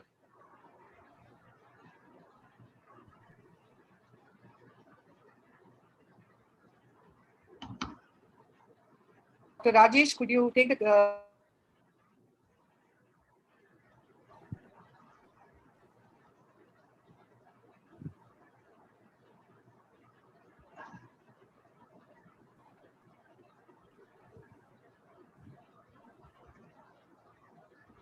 Rajesh, you'll have to take it up. I think Chitra's. Okay, I think what she was asking was Rajesh Sinha for his comments on the same question. If you have a double anterior chamber post dark, what your option manager? Rajesh is there, maybe he can give his comments. I think he's also not there. Then we can move on to the next talk by Dr. Rishi Swarup, the director of Swarupai Center in Hyderabad. Dynamic. Can I make a small comment, Rajesh? Yes, Dr. Titial, please go ahead. Yes, regarding double chamber, sometimes you are lucky that, it is the initial phase of double chamber. That means the descemet is not very far off from the host stroma, or it's not complete detachment. The difficulty is when you have a complete detachment. Sometimes what happens, people inject air bubble towards the end and it goes in the interface, and the entire descemet lies onto the iris surface. So that makes life very difficult to really inject your needle or place your needle underneath the descemet membrane.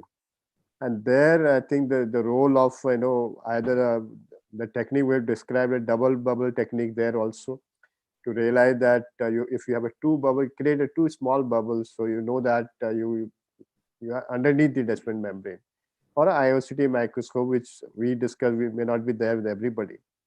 So it is very important to assess the amount of descemet detachment, is the depth of descemet detachment totally, and always try to inject your air or a gas from an area which is attached, away from the detached area, so that you can do it better.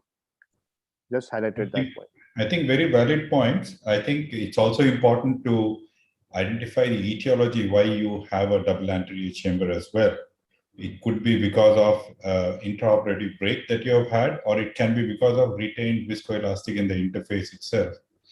And the other technique of doing it is you can even do it on the slit lamp, the rebubbling.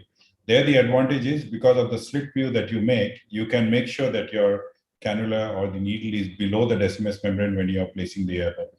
That's correct.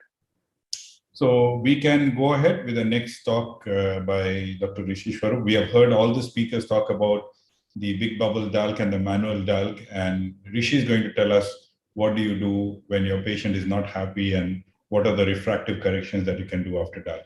Rishi.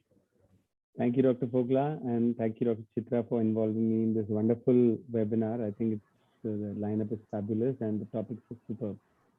So the topic given to me was refractive surgery after DALK, and I'll try and cover the what, when, and how of this topic. Can you be louder, Rishi? Yeah. Okay, 1 second. Just 1 second. I'll just.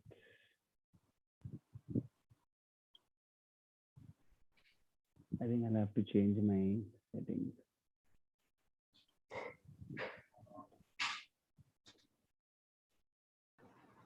That better? Yes, yes. Yeah. So I'll just try and cover the different aspects of refractive surgery after DALK. So when would one think about doing a refractive surgery after doing a deep lamellar keratoplasty? Basically, you're doing this as a procedure to correct a significant residual error, which may be left behind after you have taken out all the sutures, right? You must make sure there are no sutures left and at least 3 months gap after all sutures are out so that the corneal shape has stabilized. And it's only at this stage that you can think of doing a surgical procedure to correct any residual error. If there is a lot of irregular astigmatism, which is precluding a good best spectacle corrected visual acuity, again, that would be an indication to do it. But one must make sure that the wound is completely healed and there's no edema anywhere in the graft or at the graft host junction, because if there is, then your outcome is going to be unpredictable. The surface should be healthy so that you have a good refractive assessment. Otherwise, you may end up doing a wrong correction. Plus, you may have problems with the healing post-operatively. And of course, if you're going to do a corneal refractive surgery, you must have an adequate thickness and appropriate preoperative parameters have to be there. If you're thinking of a phakic IOL, you should have anterior chamber depth, which is adequate to put the lens in. So those parameters, of course, have to be satisfied before you proceed with any surgery. So that's about the when. What? So what will you do when you want to think about a refractive surgery? Of course, the most common refractive surgery is corneal refractive surgery. Traditionally, we like to do LASIK, but I think in post-keratoplasty situations, that's probably not the best option. At least I don't like to do LASIK in my post-DALK eyes. Surface ablation is my procedure of choice, and we'll cover that later. Of course, earlier we were doing a lot of astigmatic keratotomies for eye cylinders after DALK and even penetrating keratoplasty. Some people still do that. I prefer to do a laser-based approach. Phakic IOLs are again a fabulous option for, especially for those who are not suitable for a corneal procedure. And of course, you can do a refractive lens exchange or even a refractive cataract surgery once you have a cataract in place. So how do you go about selecting the different procedures for different patients? So this is the way I select. If it's a low or a moderate refractive error and there is a component of irregular astigmatism, then I would like to do a surface ablation. And my choice is a topography guided transepithelial PRK with the use of mitomycin C. Some people also like to use wavefront guided procedures. If it is a moderate refractive error and a fairly large graft, so then you could consider going for a LASIK, or a phakic IOL also. And of course, if it's a high cylinder, you could consider a relaxing incision like an astigmatic or acute keratotomy. High refractive error with a good best corrected visual acuity, you can also consider a phakic IOL or a refractive lens exchange. If there is a component of irregularity in your topography, you could regularize the cornea by doing a topography guided PRK earlier and then go for a lens-based procedure.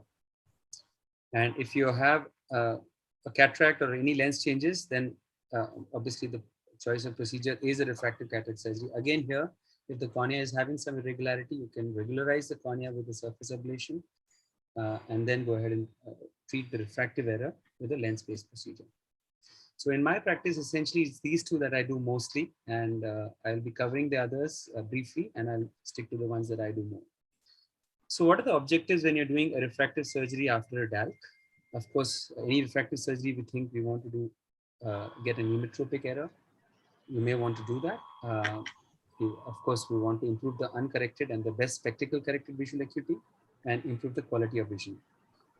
Unlike in a normal refractive surgery, I think in a post keratoplasty scenario, we must not be targeting emmetropia. Of course, we want to reduce the refractive error, but essentially what we want to do is improve the spectacle corrected vision and the quality of vision mainly, so that the patient ultimately is able to see better. And of course, we also want to improve the uncorrected visual acuity, which will happen automatically.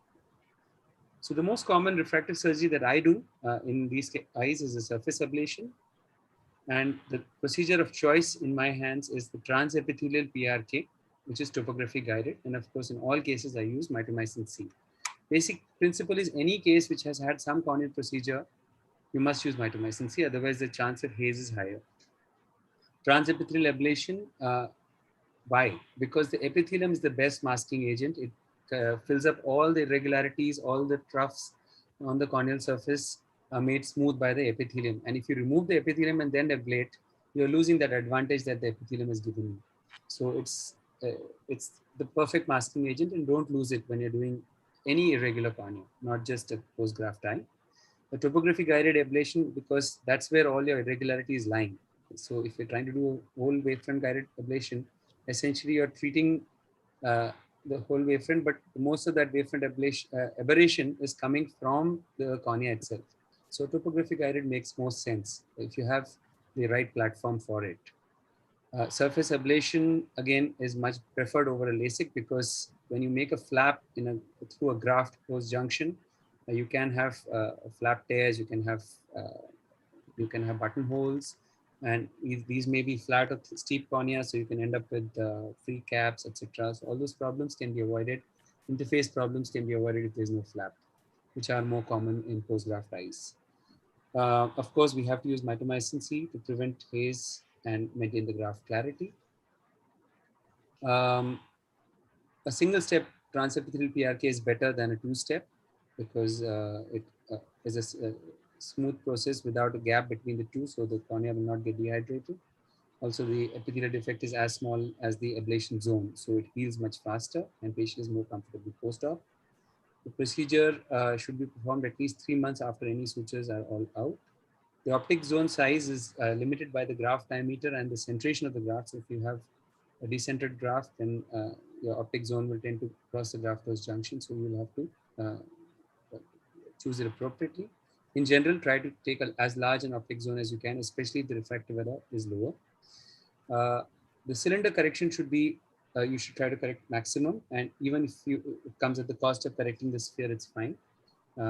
Because that's the one that really debilitates the patients more. And of course, if you have a higher cylinder correction, you want to use more of mitomycin. So anywhere between 30 to 60 seconds, depending on the amount of ablation that you're doing. So this is how you do a transepithelial ablation. When you're ablating the epithelium, you can see the laser dots are blue in color. When you shift to the stroma, they become red. And of course, the ablation is guided by the topography. And then finally, mitomycin C has to be applied. Make sure that the entire ablation zone is well covered. Don't just apply a sponge in the center, especially if you've done cylindrical correction. If you don't apply the sides where you have ablated, you'll end up with a haze on the sides. So make sure you're moving the sponge around and cover the entire area of ablation. Post-operative care, the main thing that we have to keep in mind is these are grafted eyes. So you have to step up the steroids and then slowly step them down, just like you would do for a suture removal. And prophylactic antibiotics have to be given for about a week, especially till the bandage contact lens is there. And preservative-free lubricants, of course, have to go on. Some people have suggested this kind of an algorithm to select the kind of stepwise approach to doing a surface ablation in a post-grafted eye. You can look it up when you get a chance later. A few years ago, we just analyzed some of our post-graft refractive surface ablations. These included 2 PKs as well. And I'd just like to highlight that these are a mix of indications, but largely ectasia. And most of these were done at least 20 or 25 months after the initial procedure. And 4 of these 8 eyes needed an enhancement. And in spite of that, the eyes really did very well. You can see the cylinders from as high as 7.5 drop to 0.5 to maximum of 3. And the best corrected vision, almost all of them 6/12 or better. So that is very heartening to see that even in these grafted eyes, in spite of having to do sometimes an enhancement, many of them did really well. You have 1 minute left. Yes, so I'll just show you some topographies. This is one of the patients that had a very high astigmatism, and you can see post-operatively got a very good outcome. Similarly, another case, you can see very high cylinder and vision improved significantly, and the uncorrected vision changed from 660 to 6/9. So of course, other things are there. You can have relaxing incisions. I don't have much experience with these, but people have shown results. Encouraging thing is people have tried to use femtosecond laser to do arcuate keratotomies, and this might actually give us a little more predictable outcome. And we'll have to see more studies to see how well this works. LASIK is something I don't really prefer because it has a plethora of complications that can happen. And you probably have better options like phakic IOLs. This is a video from Dr. Fogla. So especially when you have high cylinders, a very high refractive error, this becomes a very good option if you have adequate anterior chamber depth and the iris is healthy. Refractive cataract surgery can also be done, and especially if you have a little bit of a lens change, this may be a good option. Toric IOLs can be used selectively in these cases if the cornea is fairly regular. Some important things to keep in mind is that your wound should be outside the graft host junction. Otherwise, you can end up detaching the interface, and you can end up with tearing the Descemet's membrane that was there, which is a devastating complication for a beautifully done DALK. Okay, so I'll just run through these very quickly. This is just one case. You can see toric IOL got a very good outcome in spite of a high cylinder. Another case post DALK. We did a custom toric IOL from IOK group. Advantage in this is that you can treat very high cylinders, which is not available in the conventional toric IOLs. And this is just one video I'd like to show in which I'd like to show you introducing the phaco probe. I didn't realize I introduced it in the interface because the clear corneal incision was, the entry was a little forceful. I should have been careful. And you can see I'm trying to take the cortex, nothing's coming. And that should have warned me, but this is the first time I did this. And I just started the phaco and made a hole in the beautifully done bed of the DALK, which is a tragedy for me. But luckily, we managed to treat this patient with a DSEK later. So to conclude, improvement in uncorrected and best corrected vision is the main objective when you're doing refractive surgery in a DALK, and various options like topographic iris transepithelial PRK or phakic IOLs and refractive cataract surgery with or without toric IOLs can be used depending on proper case selection with wonderful outcomes. Thank you for your patient hearing. Thank you very much, Dr. Rishi, for extensively covering it all. I have a question for Dr. Jagdish Reddy. Are you there, Dr. Jagdish? Yes, Dr. Chitra, I'm there. So now if a patient develops significant cataract in the post-operative period, how long would you wait to do the cataract surgery? Would you wait to remove the sutures, or you would go ahead and do the cataract surgery with some sutures still there, because removal of the sutures itself would have a huge astigmatic impact? How would you deal with that moment? So it depends on what the expectations of the patient are and also how the topographic astigmatism is. So if the astigmatism is very high, we would definitely consider removing the sutures and then only try to do a cataract surgery so that we get good post-operative outcomes. So other scenario is if you have a dense cataract and patient is visually not able to manage. So this is when we would incline towards doing an early cataract surgery and then manage the astigmatism. So the preference would be trying to minimize the amount of corneal astigmatism and then proceed with cataract surgery. Thank you very much. I have a question for Dr. Rajesh Fogla itself. Dr. Rajesh, if when you're doing a topo-guided regularization, would you like to do at one sitting, you would do regularization and a refractive correction, or you believe that you should only do regularization and always implant a phakic IOL? So it depends on what kind of astigmatism and the total higher order aberrations that you have. Sometimes post-suture removal, you find that there can be irregular astigmatism as well, and that is what is affecting the vision. So in that scenario, we first do a topo-guided PRK to normalize the surface. And then if the patient is happy after that with the best corrected vision, we can look at other options, or we can always come back and do another refractive correction depending on the available corneal thickness. So usually a lot of studies have shown that the two-stage treatment seems to give a better refractive outcome rather than trying everything. Because if at the first attempt, if you try to do both, you end up removing a lot of corneal tissues. So a subsequent procedure sometimes may not be possible because of inadequate corneal thickness. Yeah, in fact, the enhancements in my case were those only. I initially regularized the cornea and then gone back and treated most of the refractive error later. Haze is not much of a challenge, no? Not in my If case. you use mitomycin C and if you give topical steroids at least for 4 months, I think haze is not much of an issue.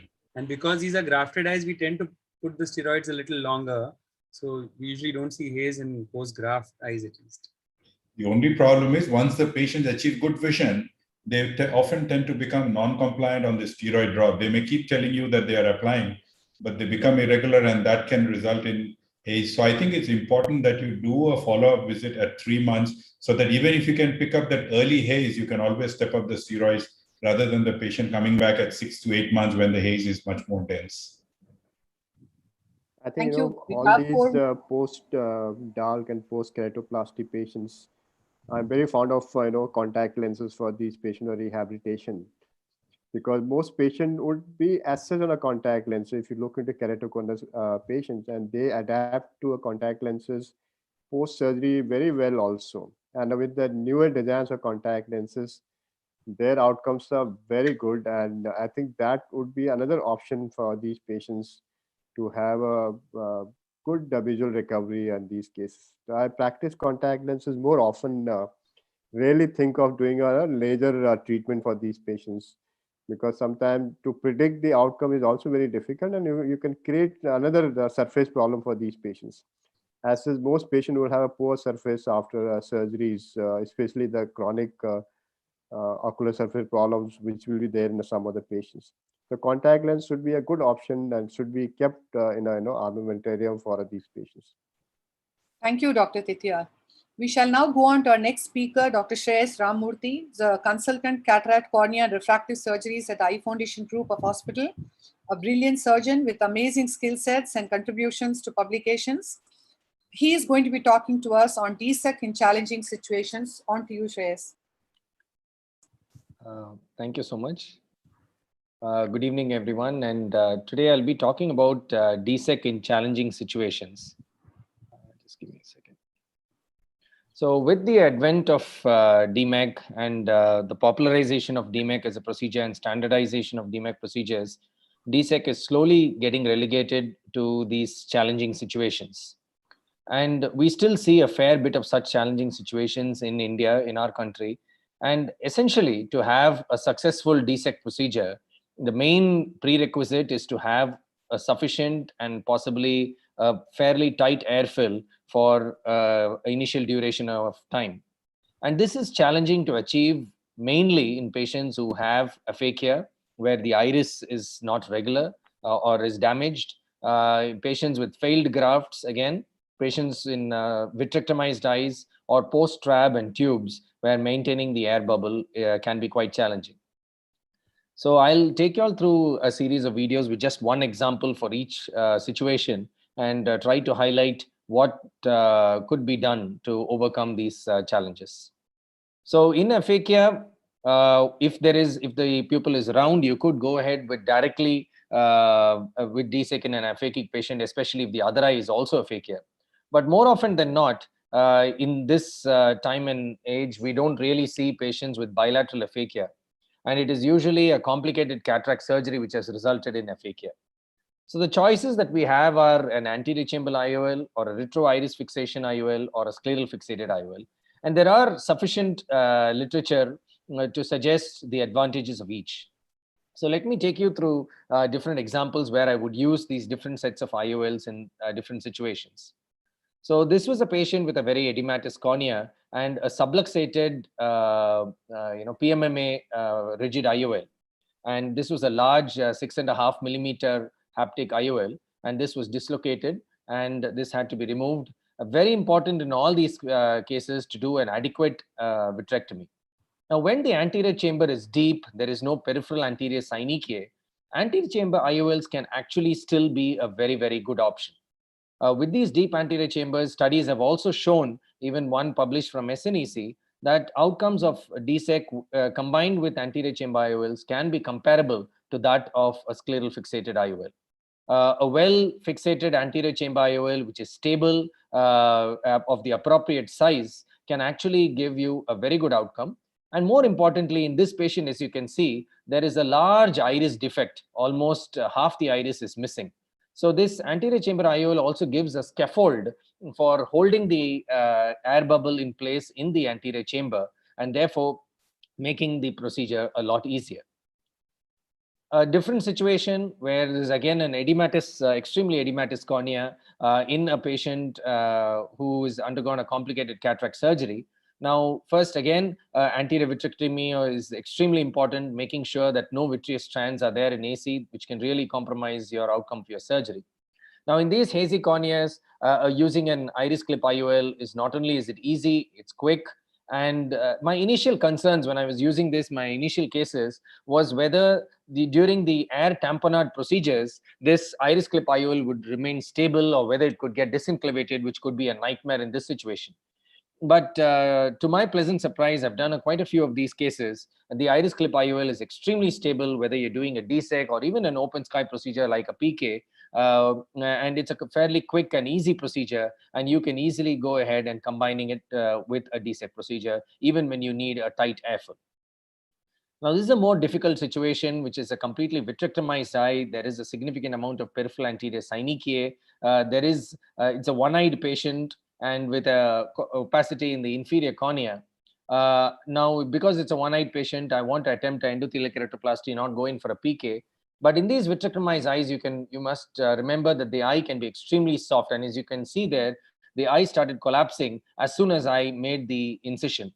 So we use a pars plana, irrigation device, or at least an anterior chamber maintainer, and then go ahead and using a stable globe, you can go ahead and complete the SFIOL procedure and then go ahead with your DSEC.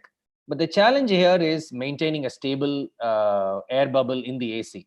So you will have the air bubble diffusing away into the posterior segment, but alternating the right fluid dynamics, inserting some saline in between your air bubble is extremely important, because in these eyes you could actually see that the air bubble goes behind and tends to tent up the iris forward, which can be a little more difficult in maneuvering your graft in the anterior chamber. So alternating saline and air bubble is important. While even at the end of the surgery, well, you can see there's a large air bubble in the anterior chamber, but the posterior chamber is also filled with air. That's when you actually end up having a tight fill. And needless to say, all ports have to be sutured, including the pars plana ones. If you're trying to leave the patient aphakic, something which can be used is a hitch suture if you are not able to get a tight fill. And this hitch suture can hold the graft temporarily till the endothelial cells start pumping and the interface fluid is gone. Again, as I mentioned, managing the air in the anterior chamber is extremely important in these eyes, and ensuring that it doesn't all go into the posterior segment and pushing the iris forward. The other very difficult situation is in failed grafts, which are edematous, especially post-therapeutic grafts, where you can have an altered anterior segment architecture. There is a significant amount of peripheral anterior synechiae. Some of these therapeutic grafts are large. They have altered corneal contour. They could be a little eccentric. Some of these patients could also have a retrocorneal membrane because of the increased inflammation in the early postoperative period following the initial graft. And they also have concomitant cataract and glaucoma, which is very common in these failed grafts as well. So when you're, some of the common principles that we need to follow while you're doing a DSEC in a failed graft is, while you're making your incision, make sure that the incision does not traverse the graft-host junction. That's quite important. And you want to try it making it a little posterior. You can either use a limbal or a scleral incision. DM stripping can be a challenge in these eyes. Especially you don't want to compromise the integrity of the graft-host junction. So unless you have a dense retrocorneal membrane, you could do an ASOCT and then figure out if there is a higher posterior reflectivity. If there is, then go ahead and do the stripping. If not, you could actually do the DSEK procedure without stripping the DM as well in these cases. Sizing is extremely important. You want to leave it a little smaller than your original graft size so that it is not overlapping the graft host junction. Peripheral anterior synechiae also need to be released to some extent, although if it is not very extensive and is focal and at one point, I don't mind leaving it in place and going ahead with the DSEK procedure. I always do an inferior PI in all these cases. You want to fill it with an anterior, an air bubble before to kind of assess where the synechiae are and how much of it has been released and to what extent the air bubble is spreading to the periphery before you go ahead with the procedure. I don't commonly do venting incisions, but they can be useful in some of these eyes where you don't get a tight airfill, and you could release some of the interface fluid once you have a reasonable fill with the air in the anterior chamber. These venting incisions help in reducing the fluid in the interface and thereby helping faster apposition of the DSEK lenticule. So I'll try to put it all together in this particular video. Now, this was a patient with a very hazy cornea following a large therapeutic graft which has failed, and a significant cataract as well. So the main challenge here is to improve your visibility. While you don't want to really remove the epithelium very quickly in these eyes which have a large graft where LSCD could be present. So using a chandelier illumination is very, very useful. I also try to use topical or rather glycerol spoked sponge to remove the to cause a temporary stromal detergescence, which could be quite useful. And then you can go ahead with your improved visibility and with the chandelier illumination, you can go ahead with the phaco. The phaco is definitely far easier once you have better visibility. You can do a safe in the bag phaco. It's extremely important that you have a good phacoemulsification done before your endothelial keratoplasty, and as far as possible, place the IOL in the bag, which helps in preventing any the IOL moving forward during your air bubble maneuvers. In this case, because it's a large graft, I've made the incision within the graft itself, which helps in kind of tamponading the incision using, as you can see here, despite it being such a large lenticule, large graft, it seals quite well because I've made the incision a little more anterior, and the DSEK lenticule itself is sealing the graft. And again, a few venting incisions are made because it can be quite challenging to get a tight fill in such cases. So despite these difficult situations, using a planned approach, using the appropriate IOL for that situation, which acts as a scaffold for your air bubble, and using techniques to improve your visibility, sizing the graft appropriately, especially in failed grafts where you don't want the graft to be exceeding the graft host junction, where especially if the graft host junction, posterior graft host junction, if it is not very smooth, this can lead to a irregular overlap, and that could lead to a small gap in through which the interface fluid can actually come in and cause the lenticule to detach. So with these techniques, we can have good results even in these difficult situations. Thank you so much for your kind attention. Thank you, Shreyas, for those wonderful collection of videos which you showed. Just one question: how would you manage a DSEK if there's significant PS and associated glaucoma? Which would you treat first? Well, if the the fundus is visible, or if we are able to accurately measure the IOP, which actually can be challenging in these situations, so the diagnosis of glaucoma itself becomes a little difficult.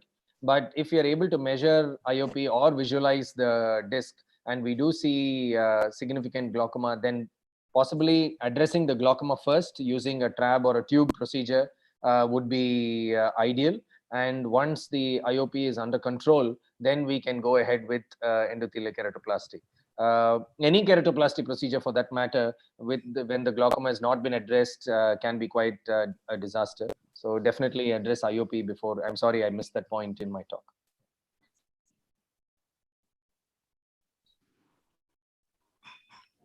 Dr. Rajesh, should we take questions, or shall we go on to your talk? I think we have three more speakers. We have 3 more speakers. We can go ahead. So So we look forward to our very eminent moderator and speaker, Dr. Rajesh, who's going to give us tips for graft preparation. And I would want Dr. Bhaskar Srinivasan to come up with questions for him. On to you, Dr. Rajesh. Yeah, my slides are visible. You started? Yes, yes. At the outset, I would like to thank Dr. Chitra for involving me with this ARC session. My topic is donor preparation in DMEK. I have no financial interests. Now, Decimus membrane endothelial keratoplasty is the preferred technique of replacement of the dysfunctional endothelium.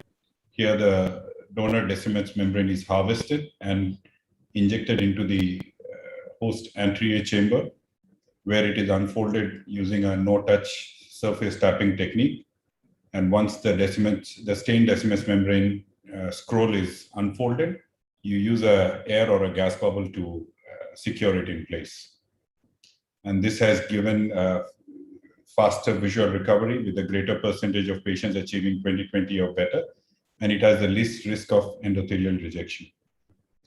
Now, this is a paper published back in 2019 where they did a survey among people who had completed a formal training for DMEK. When they went back a year later, majority of them were still not doing DMEK, and in the survey they indicated that almost 50% of them indicated that it's the anxiety related to tissue preparation because of which they have not been able to start with the DMEK surgery. If you have a DMEK preparation failure, you have a loss of donor tissue, which can lead to cancellation of surgery. You have to get another tissue from the eye bank, so you have to, again, additional cost. And this makes the learning curve for DMEK steeper. And depending on the experience of the surgeon, the loss rates may vary between 2 to 20%. In the Western country, especially in US and Europe, you have the eye banks doing this job for you. They may give you either a pre-strip donor where the Decimus has been peeled off 80% from the stroma, and then all the surgeon has to do is to punch out the desired size and complete the peeling. Or they go a step further, they even prepare the ideal size DMEK scroll, stamp it, stain it, load it into an injector. So it's called the patient-ready DMEK donor. But all this comes with an additional cost. The average cost of a pre-stripped DMEK donor or a patient-ready DMEK donor varies between $2,500 to $3,000. Here in our part of the world, the donor tissue has to be prepared by the DMEK surgeon. You can do it pre-operatively 24 to 48 hours earlier, or you can do it even during the surgery. The ideal donor age recommended for somebody starting out with DMEK is between 60 to 75 years. The cell counts 2,500 or more. You definitely would like to put a S or an F stamp on the stromal side to help recognize the orientation. And the trypan blue staining is done for 1 to 2 minutes duration. And this paper published in 2013 found that you can, in 98% of the eyes, you can fairly prepare the DMEK graft in a reproducible manner. And the younger age group, the tissue tends to scroll more, it is more elastic. And if you go older than 75 years, the scrolling is less and the tissue also becomes a little bit more brittle. The donor preparation, this was the earliest reference from Frank Price and Arthur Giebel, where they described the scuba technique or the submerged cornea using background survey. So they would do a peripheral break in the Decimus using a blunt-tipped instrument, following which the tissue is immersed in the donor storage solution. So the surface tension is minimized, which allows easy handling of the Decimus membrane as it's being peeled off. And also, as it is floating in the fluid, the reflections from the background go away, allowing better visibility. And once you have done the partial peel, you would prepare the graft as what we'll show subsequently. The other major advancements was from Peter Wellman from Mark Terry's group, where they showed that you can use a 2mm or 3mm punch to create a stromal window and then access the Decimus membrane from the stromal side to put in a S stamp, which again helps in identifying the correct orientation intraoperative. So you do a partial trephination, 9.5 to 10 millimeter.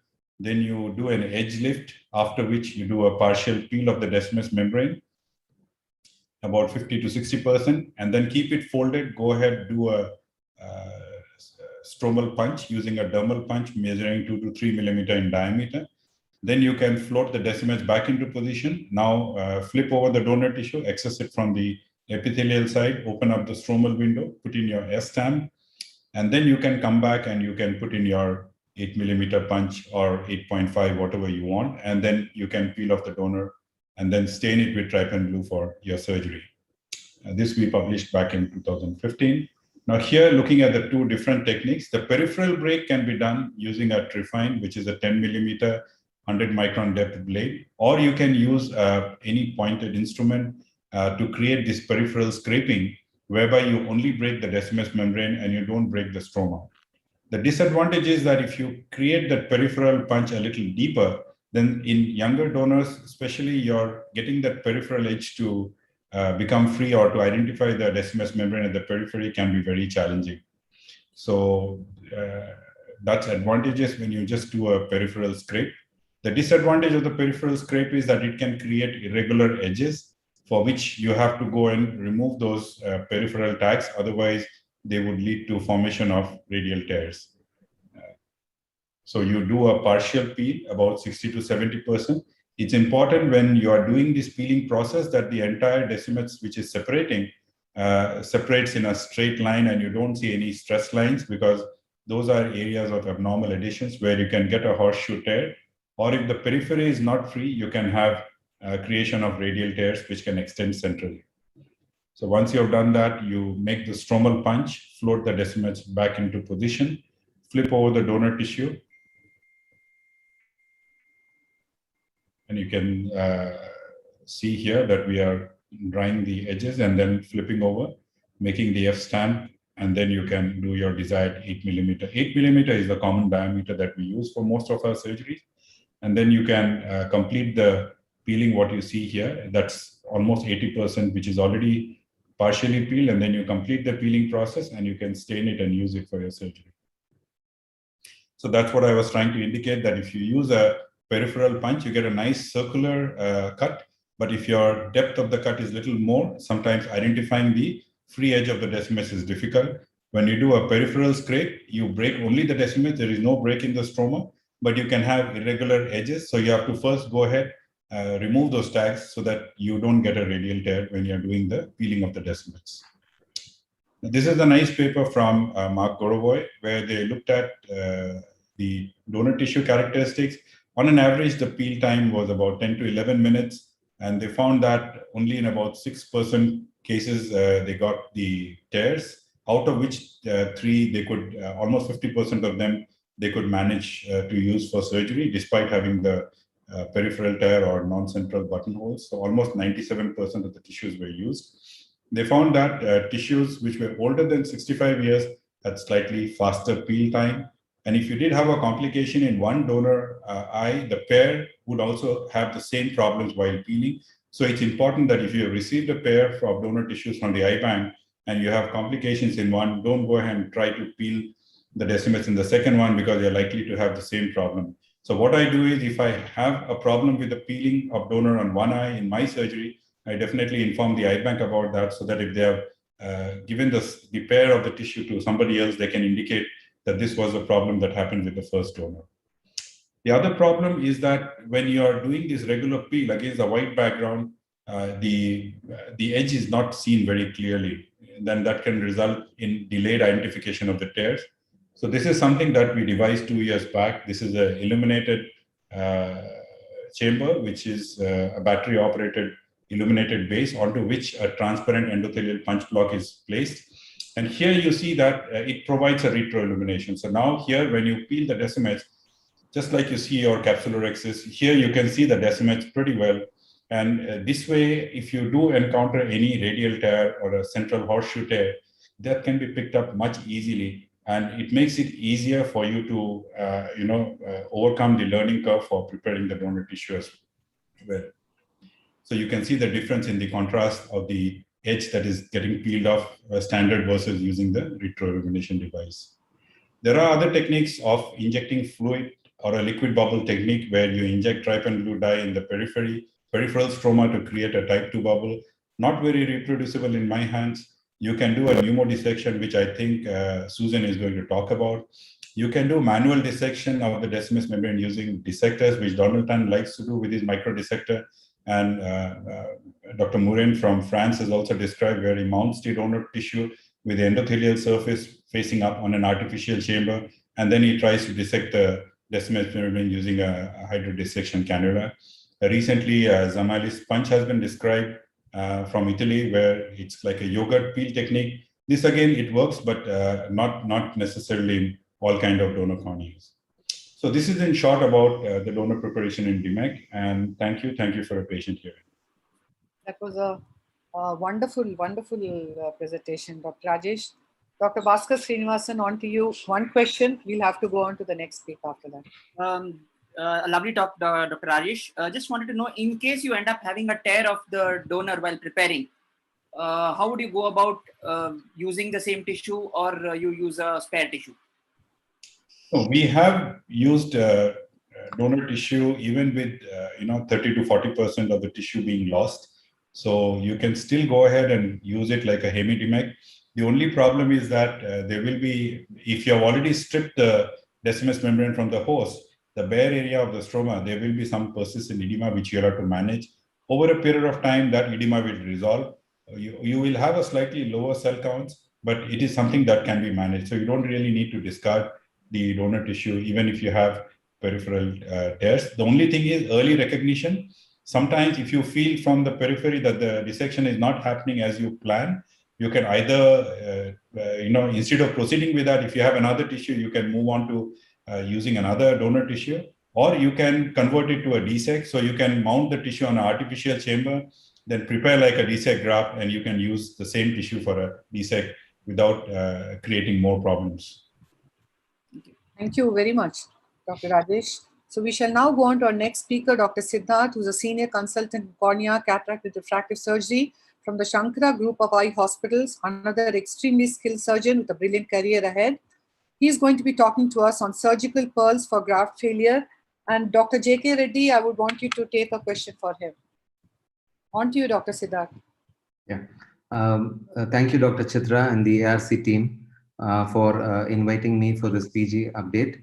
My topic is a very different topic here, because I have talked and I've heard a lot about graft preparation and the unfolding techniques, but this portion of graft delivery is a very small portion, meaning that after you prepare the graft and until you try to unfold. So I would like to discuss with these three components, my talk is going to be around this.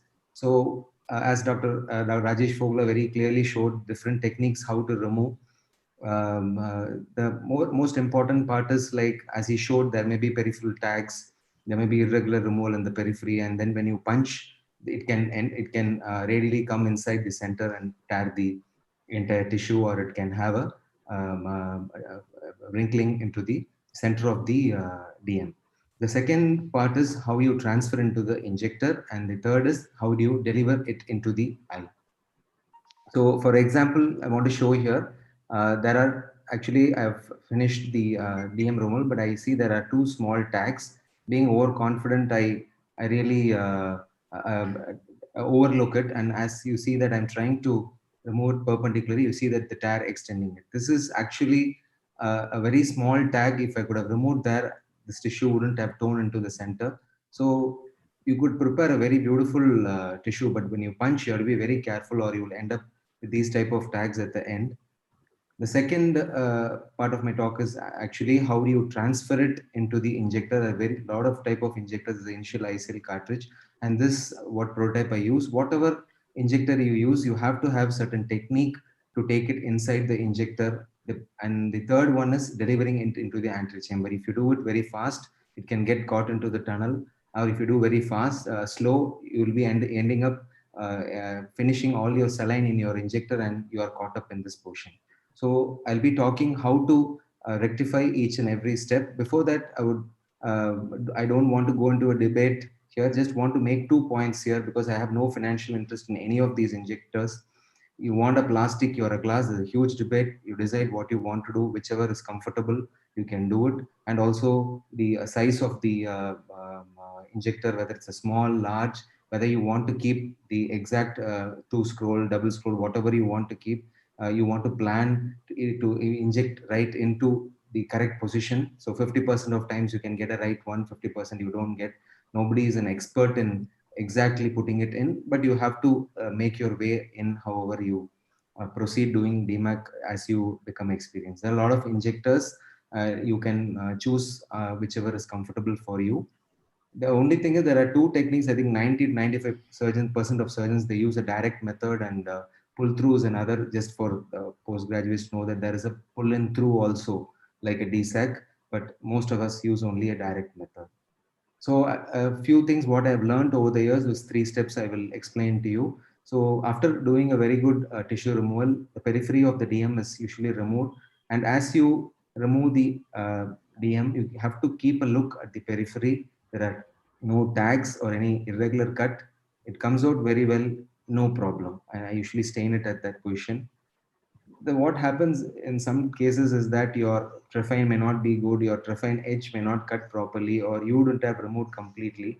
So you look here, as I remove, there is a tag or there is maybe an irregular cut. So here what I do is I hold the tissue, and just like a rexus, you have to do it. You should not pull perpendicularly or tangentially up, you will end up tearing it. So here again, I've done a punch. The unstained portion is, I have not removed the 100% of the DM, because usually we remove only 90%, but sometimes it can come into your punch portion. So the other side also I'm trying to remove, it is not coming. So I have a very big area of unstained portion. Take time, put some stain, see how much you're stained. Now you're very clearly able to see that this portion is not very clearly removed. So go again there, do a, as I told you, a circular like a rexus portion, it usually beautifully comes. So here it's a very minor thing, but if you can concentrate on this, you will not lose the tissue at that junction. The second part which I was telling is like, this is the portion where you will lose your maximum amount of endothelial cells while you transfer, because we have showed very good videos where very beautifully you can take into the injury, but this happens. Even a very well-trained DMAC surgeon, we can find it sometimes difficult to get it inside. So injector, what I've been, me and Dr. JK, we have been using it for more than 400 to 500 cases. So an ordinary 1cc syringe with a IV set, and there's any normal C cartridge, what we prepare every time, and we use it. And this is a BSS. We put it into a normal IOL tub and then fill the injector with BSS. And then what we do is we remove the DM and we put it into this injector so that we have a space to move around. And most of the times it scrolls in very well. You can beautifully take it in. Sometimes elderly tissue, when you start in, may not scroll in, may look large. But what I want to show you here is, see that the endothelium is outside. I put an L mark. So our aim is to inject it just like that inside so that we can unfold it. This L, you want it in the same position. So here I'm trying to rotate it, see that the L is in the right position, so that when I inject it in, I will unfold it the same way. So here you can see that the tissue is reversed, meaning that you see that the L is reversed. So I'm trying to suck it. It's actually a broader portion. Actually, we should suck it towards a narrower portion. I'm trying to suck the broader portion. It's not coming in. Again, I'm trying to take it in through the narrower portion, but this side becomes broader. You see, I flip it. Once I flip it, I'm able to see that my mark is okay, and this is how I want to inject, and it comes in very well. And here again, I repeat, this is what I do. I just see the mark, it's okay. So this is how I want it once I inject it into the eye. So I try to take it into the injector. And again, reinforcing a broader area. Don't go, you rotate it, take the thinner, the area which is narrower. And as you suck, you have to give maximum force for it to come in. And once it comes in, you have to slow down your suction and slowly it comes in. So here, the other one which sometimes when you stain it and when you use your non-tooth brush, it can get caught. Just leave it into the saline for some time. It usually gets released. Here, what happens is, what I learned is I try to suck it as it is like this, so that I thought it will be narrow, but We should never do it, because if it is stuck like this outside, once it goes inside the eye, it is difficult to suck it in. So actually, if there is any portion stuck, release it however way you want it. See that my L portion is L is okay. So now I take it in. So here, what you have to understand is that you can take it in whichever position, but this is how I usually see that the L, I wanted to go inside smoothly, and so that I'm able to open it. So this happens 50% of times, 50% you cannot go in, because once you inject it, it can get scrawled, it can get in a different way, it can go in, but this is how I try to do it. So the third is delivering into the DM. Everybody wants it to be very beautiful, going in very smoothly and unfolding, and but it doesn't happen always. What happens here is sometimes, as I showed you first, it can get caught into the tunnel. So at this stage, we really don't know what to do, because the saline is over in your syringe, or you don't know what to do. You have to take it out, and then you have to push it in, and all these causes a lot of endothelial damage. So this is another thing which I show you, a tight tunnel. And I'll be injecting fast. So you see that inject fast and tight tunnel, you'll have the DM coming out, and the cells can get damaged. So what I would suggest is, see, I'm going inside and injecting it.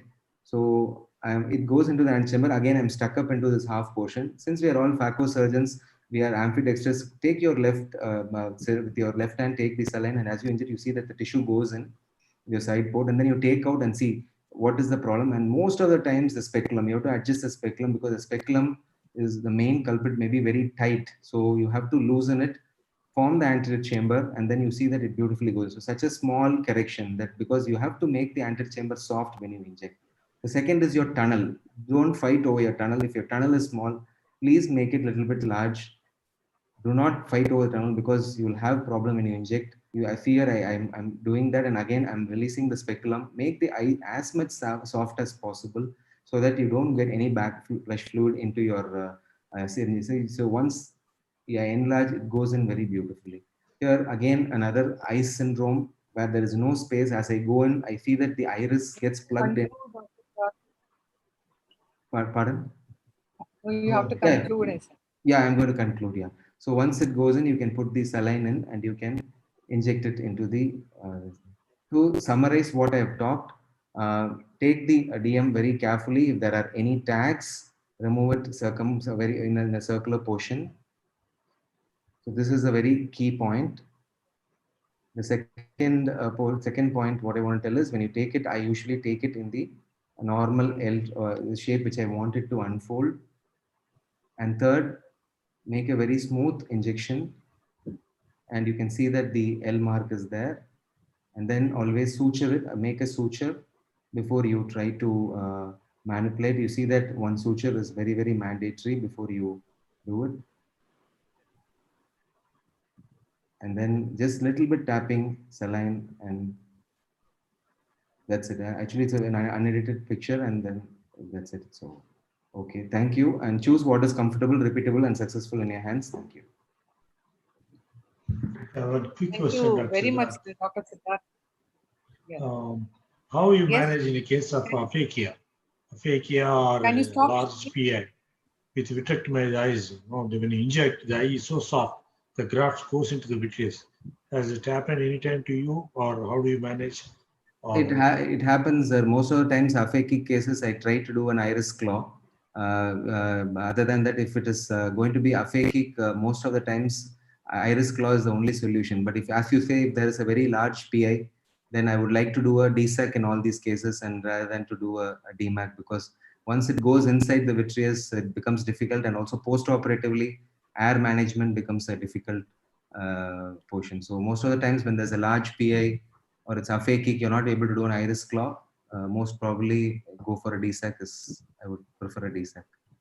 What you do goes into the vitreous. You leave it, or you ask the vitreous surgeon to take it out like a IOL. So I had one case previously, then we had to take it out and discard it, and I was not able to remove it. I don't like to fish it. Maybe I'll ask the surgeon to remove it out and then put a fresh piece, or you have to leave it just like that. You cannot too much manipulate once it goes into the vitreous. Thank you. Very good questions. We shall now go on to a last but a very dynamic surgeon and speaker, Dr. Susan Jacob, who's the director of Dr. Agarwal's Refractive and Cornea Foundation since 21 years, specialized in refractive surgery and also cosmetic oculoplasty, and is one of the top 100 women ophthalmologists to be reckoned world over. A genius with her innovations, par excellence, and has contributed to major textbooks in ophthalmology, a huge trail of publications and awards to her attribute. So she is going to be talking to us on a favorite topic, PDEK, the learning curve. On to you, Dr. Susan. Thank you so much, Chitra ma'am, and especially for inviting me here and for giving me that lovely introduction. I always love it because your sessions are always so dynamic and so full of knowledge, and the way you bring out the questions from different people is amazing. So thanks for having me here. I'm going to just share my screen now, and just please let me know if you can see it. Yeah, we can. Thank you. So my talk is on PDEK, and I'm just going to go through some very basics. I think this almost all of us know that PDEK basically also includes the predesmus layer or the Duas layer, which gives it the ability to, which gives us the ability rather to create these grafts from very, very young donor tissues. So you can get extremely young donor tissues, and therefore you can get a much larger endothelial cell reserve to start off with. And also the very classical difference that can be seen between the PDEK and the DMEK bubble. Dr. Fogla showed these beautiful DMEK grafts being prepared and how to do these. And as he said, you can also do it with the bubble or the saline, the fluid injection. And how we prepare the PDEK graft is just basically by either air injection or maybe with the storage medium or just with some BSS. And you can see here, this is the classic PDEK graft and this is a classic DMEK graft. And you can see the DMEK graft looks much more flimsy, but it is larger and it's got these sloping edges. Whereas the PDEK graft starts out from the center, expands to the periphery. It's very much like a DALK bubble seen on the reverse, and that's exactly what it is. And you can see that it's smaller in size, but this is basically midway, and you can generally get larger PDEK grafts, as I'll show you later in the video. And these basically are tougher, stronger grafts. And that's one of the big advantages. So if you look at the PDEK grafts, what are the advantages? One is you get a larger quantum of cell transfer. You get lesser effect of surgical loss because the surgery really becomes easier, and I'll show you that later. You get good corneal clarity because you're using such young donor tissues, decreased chance of primary graft failure, and longer graft survival. So that was a 1-year-old graft. And the other big advantage is that of resilience, which is that it's a very tough, robust graft and does not tear. And so there's a lot of ease in tissue handling. And so that is a PDEK layer. Basically, you can see that it doesn't tear at all. And you would never be able to do with that with the DMEK graft. And that's something that's very flimsy. And any small tear or rip in the periphery can just extend along a DMEK graft. Now, this is basically my philosophy for doing the PDEK surgery. Keep it simple and sweet. So what are the basic steps that I use to overcome problems? And that gives me the ability to basically combine advantages of both DZEK and DMEK, that is easy graft handleability as well as wonderful results. E-PDEK, air pump assisted PDEK, host decimatic scaffolding. These are some of the techniques that I've described, and also the importance of an iris IOL diaphragm. So let's look at the E-PDEK or the E-DMEK technique, which we had published in the Journal of Cataract and Refractive Surgery. It's very, very simple. Basically, it makes all the difference because you know that when you're looking through the microscope light, your view is not good because you're looking at it perpendicular and straight down. And the minute you go on to oblique light, which is shown from the periphery, you can see all those folds and all those reflections that come off the graft, and this can of course be used for DMEK as well. And so you don't really need to use any other devices. You don't have to use expensive OCT devices, which of course most people would not have. You don't have to use the S stamp or the L stamp. I've never used it, in fact. And all I do is the E-PDEK technique, and that gives me this beautiful visibility just because you're seeing it with oblique light. And as Shreyas also showed, you can also use an endo illuminator, which is fixed like a chandelier illumination. And that's another way of doing using an endo illuminator. So here's again just another graph that's seen with the endo illuminator, and you can see the difference, the stark difference that just the use of an endo illuminator makes to your surgery. The other technique is the air pump assisted technique, and that's also something that we published both in Cornea and clinical ophthalmology. And here is what we do. This is a failed graft, as you can see. And what I've done is I've injected the graft in, and you can see that I'm really unlike DMEK, I'm not really so much bothered about how well centered it is, whether I've got these edge folds, these don't matter to me. And therefore my surgery is really fast. It goes really fast because I just go ahead and inject it in, and I can just draw it into place. And that's the beauty of the PDEK graft, because it gives you the ability to do this. A DMEK wouldn't allow you to do this. And and the air pump is continuously infusing air, acting as a third hand, and that helps me hold this graft in place and bring it into position nicely, open up those edge folds, and then close it with air. And that's the 1 month postoperative appearance of the same patient. And you can see you get beautiful results with the air pump assisted PDEK. In fact, your rate of graft detachment goes down hugely because you've already got the graft attached even by the end of surgery. So our graft detachment rate is extremely low. It's almost close to 0%, I would say. I've probably done one rebubbling, but otherwise it's extremely low. And I really attribute it to this technique, the air pump assisted technique, as well as another technique, which I'll show you also, which I call as a host asymmetric scaffolding. Here's another example of the air pump assisted technique. You can see that the air is going in, acting as a third hand, holding it in place, and you use this reverse Sinski, and you can easily open up those edge folds and take away all the DMEK dance. So the DMEK dance is also something that does cause endothelial loss, because you're rubbing it over and over against the iris and all that. And here you can have this young tissue which just fold up more, but still you can get it to be largely unrolled and just take, except only those peripheral edge folds, and those you can easily unroll with just the air pump assisted technique.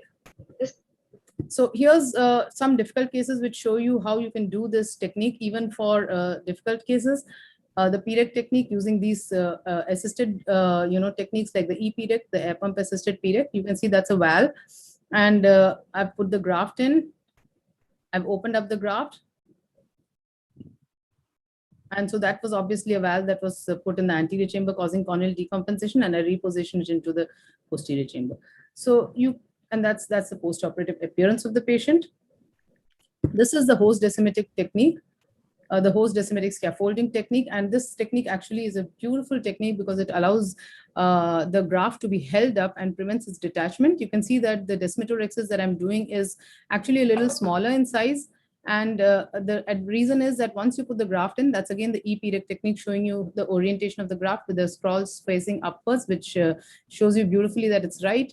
I've opened up the graft to whatever I feel is a good enough amount, and you can see there are those peripheral small edge folds on two ends. I'm not bothered about them. I get in my air pump assisted PDEK in, and with the air infusion flowing, I reposition that graft, center it to whatever is appropriate. And now if you look at that technique, that's the host asymmetric scaffolding, where I kind of tease out that host decimates which was lying above the graft, and I bring it out now to lie below the graft. So what this host decimates does is it holds the graft in position, acts as a scaffold, and prevents its detachment in the postoperative period. You don't necessarily need to do it all around. You could just do a little bit of host asymmetric scaffolding on either side, and that will also work in the postoperative period to prevent detachments. And here's the postoperative appearance of the patient. Here's also another case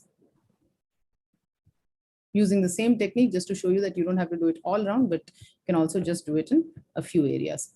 And you can do this using these techniques. As I said, you can do all other kinds of complex cases as well. This is a glued IOL, and I'll rush through this because just for the sake of time, I've got the glued IOL in with vitrectomized eye. So you can see the PDEK graft is in, and we unfold it, put in the air pump. The air pump assisted technique is going on. As you can see, the graft is put in and the graft is unrolled. And that's 1 week post-op with a 6/6 appearance. Here's PDEK with aniridia IOL. So this is again a situation where there's the large areas where the graft can potentially go down, sink into the vitreous. But again, this technique, and the ability of this graft to be managed easily within the anterior chamber gives me the confidence that I'll be able to do this without any problems. And what I do here is I just center the aniridia IOL a bit because it was seeming to be a bit decentered. Once I've done that, the rest of the technique is the same. I've got the graft in, the air pump prevents it from dropping into the vitreous, and then we open it up and center it. And basically that's the end of the case. And that's a post-operative appearance. Again, retrocorneal membranes, you can see that's a retrocorneal membrane with the iris also stuck completely to the back of the cornea. As I went in with the air pump, it actually separates out. The descemet just gets detached along with the iris which was stuck. And you'll see now the appearance. That's the entire retrocorneal membrane which has gone back, and it's also adherent to the iris. So what we do now is we go ahead and dissect it with scissors, strip it off the iris as well, get all those iris membranes off, and do a fourth-row pupilloplasty, basically get the pupil into shape, put in the graft. And you can see this cornea doesn't really look great right at present. But once the PDEK is in, the graft is in, open it up, do your air pump assisted techniques, and you can see post-operatively you get really a beautiful, dramatically clear cornea. Here's another example, again with iris membranes, and this cornea, this is a failed graft, as you can see. So this is a very complex case, a failed graft with a very bad looking appearance of the cornea, and you probably prefer to do a repeat penetrating keratoplasty in this. But you go ahead, and what I'm doing here is a needle dissection of that fibrous membrane which is over the iris. So you gently separate it using a needle, and you can dissect it completely off the iris in that way. Take out the membrane. So now you've got a much clearer view. And then you go ahead and fix the rest of the anterior chamber, do a glued intraocular lens. So this you can see is multiple things: vitrectomized eye, failed graft, glued intraocular lens, pupilloplasty, and all those things. And finally, we get the PDEK graft in there. You can see it's stained with trypan blue. Use the air pump assisted technique, open up that last fold, and that's the first day appearance of the patient.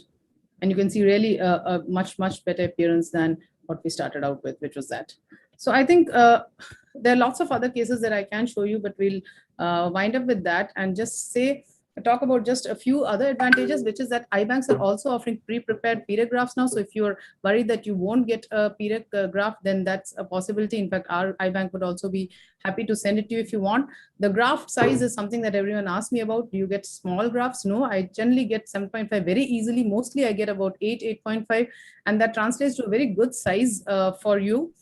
Proper bubble creation, there are lots of techniques that you can use to make sure that you get good grafts. Remember also that the size of the graft that you get also depends on the size of the donor, white to white. So that's one thing. And of course, the advantage of using younger corneas. Just to show you, sorry, the size of the graft that you can actually get. I'll skip all this part and just come to just the graft size here.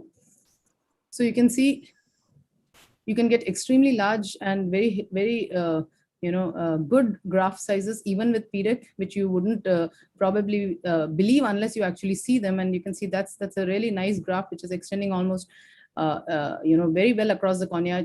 Standard 8.5 is very common for me to get. So that concept that the PDEK grafts are small is really a false concept, and you can get extremely good graft sizes. So these are some of the post-ops, and I also have this book, Mastering Endothelial Keratoplasty, if anyone would like to read it, which goes on about DSEK, DMEK, PDEK, and all the other techniques. With that, I'll come to the end of my talk. Thank you so much.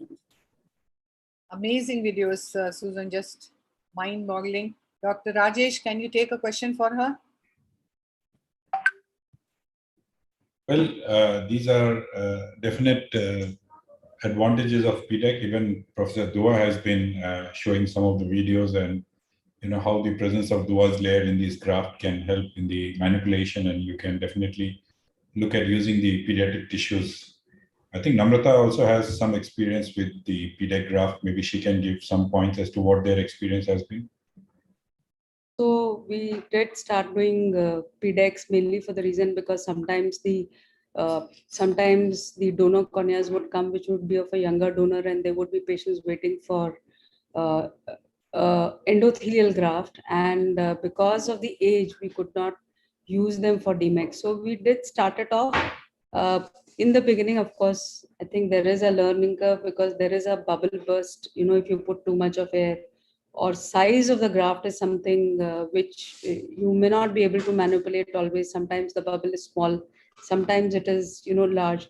Then again, there are times when the type 1 bubble or type 2 bubble, I mean, that is something on which you will need time to get control on, and then you have to convert a PDEK graft to a DMEK graft, which is a very tough thing to do. That is what I feel, especially when you are dealing with the younger donors, and it becomes then tougher even to put them inside because they are very tight scrolls.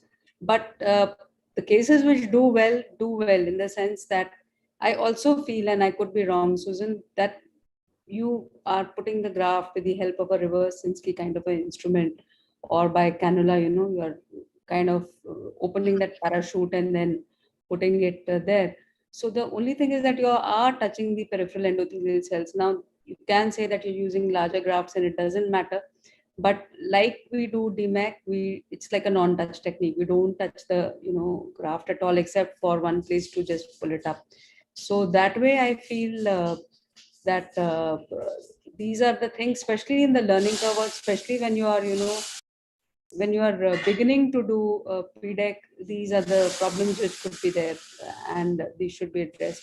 Of course, in cases like it's a firmer graft, it's a more sturdier graft that way that it will not it will not tear like you so beautifully showed, and it will not it's not flimsy. It's got a splint attached to it, so the handling is much better because it doesn't flip, and once you put it in the correct direction, it will remain there for quite some time and will not flip again and again. So those kind of advantages are really there. And then younger donors, or you can say donors in pediatric age group, is again one of the advantages. But I think I'm sure Dr. Rajesh, you would have done DMEX even with younger.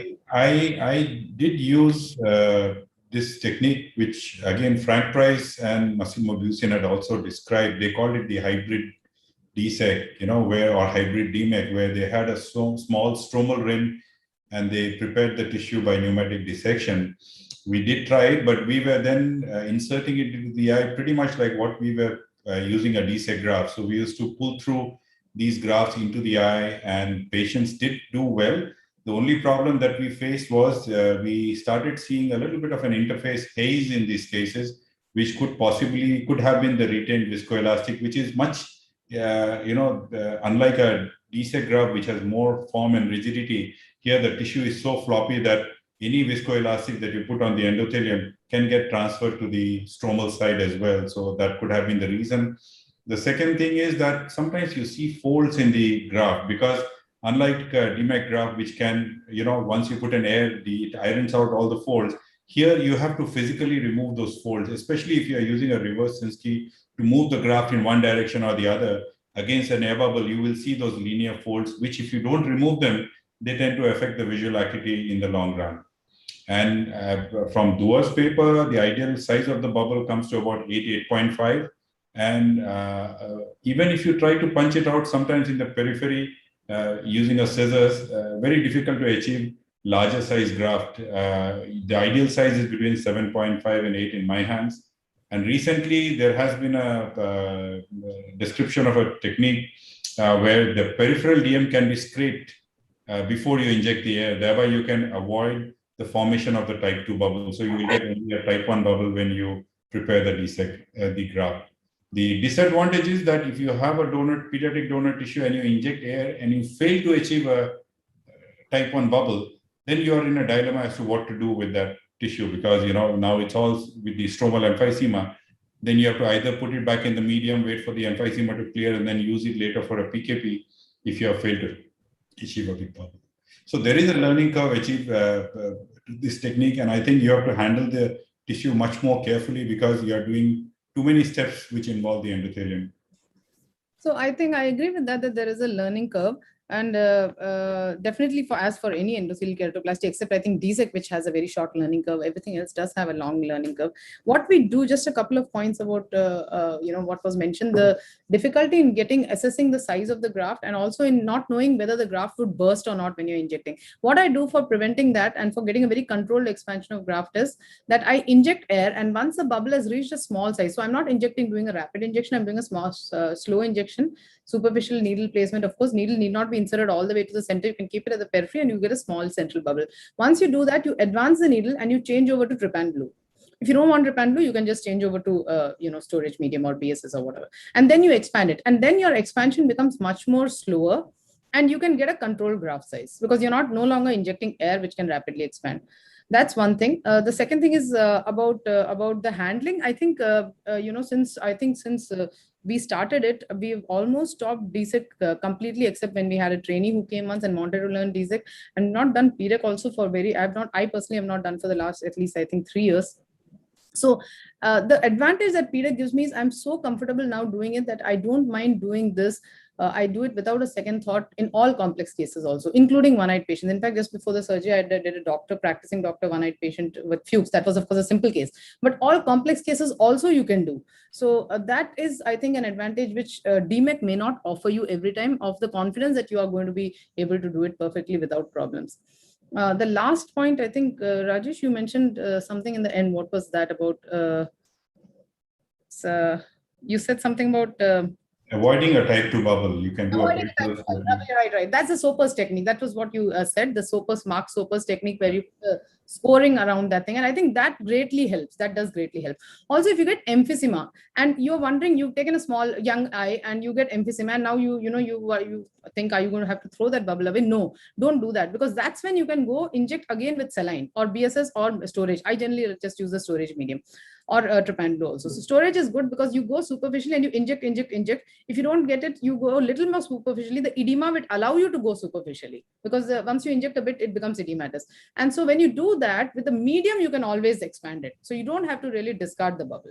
That's something. Very rarely I've got a type, of course, type 2 does happen. I'll not say that it doesn't happen. Type 3 happens once in a while. When you get a type 3, identify it immediately and rupture that type 2, which is forming in the periphery. The minute you rupture it, just give a small needle prick and just give a small tear in the end, then you can get the type 1 to preferentially expand. And once that happens, you can cut it either a little eccentric, or just use that part even as a flap. It doesn't matter if there's a small partial type 3 in the edge.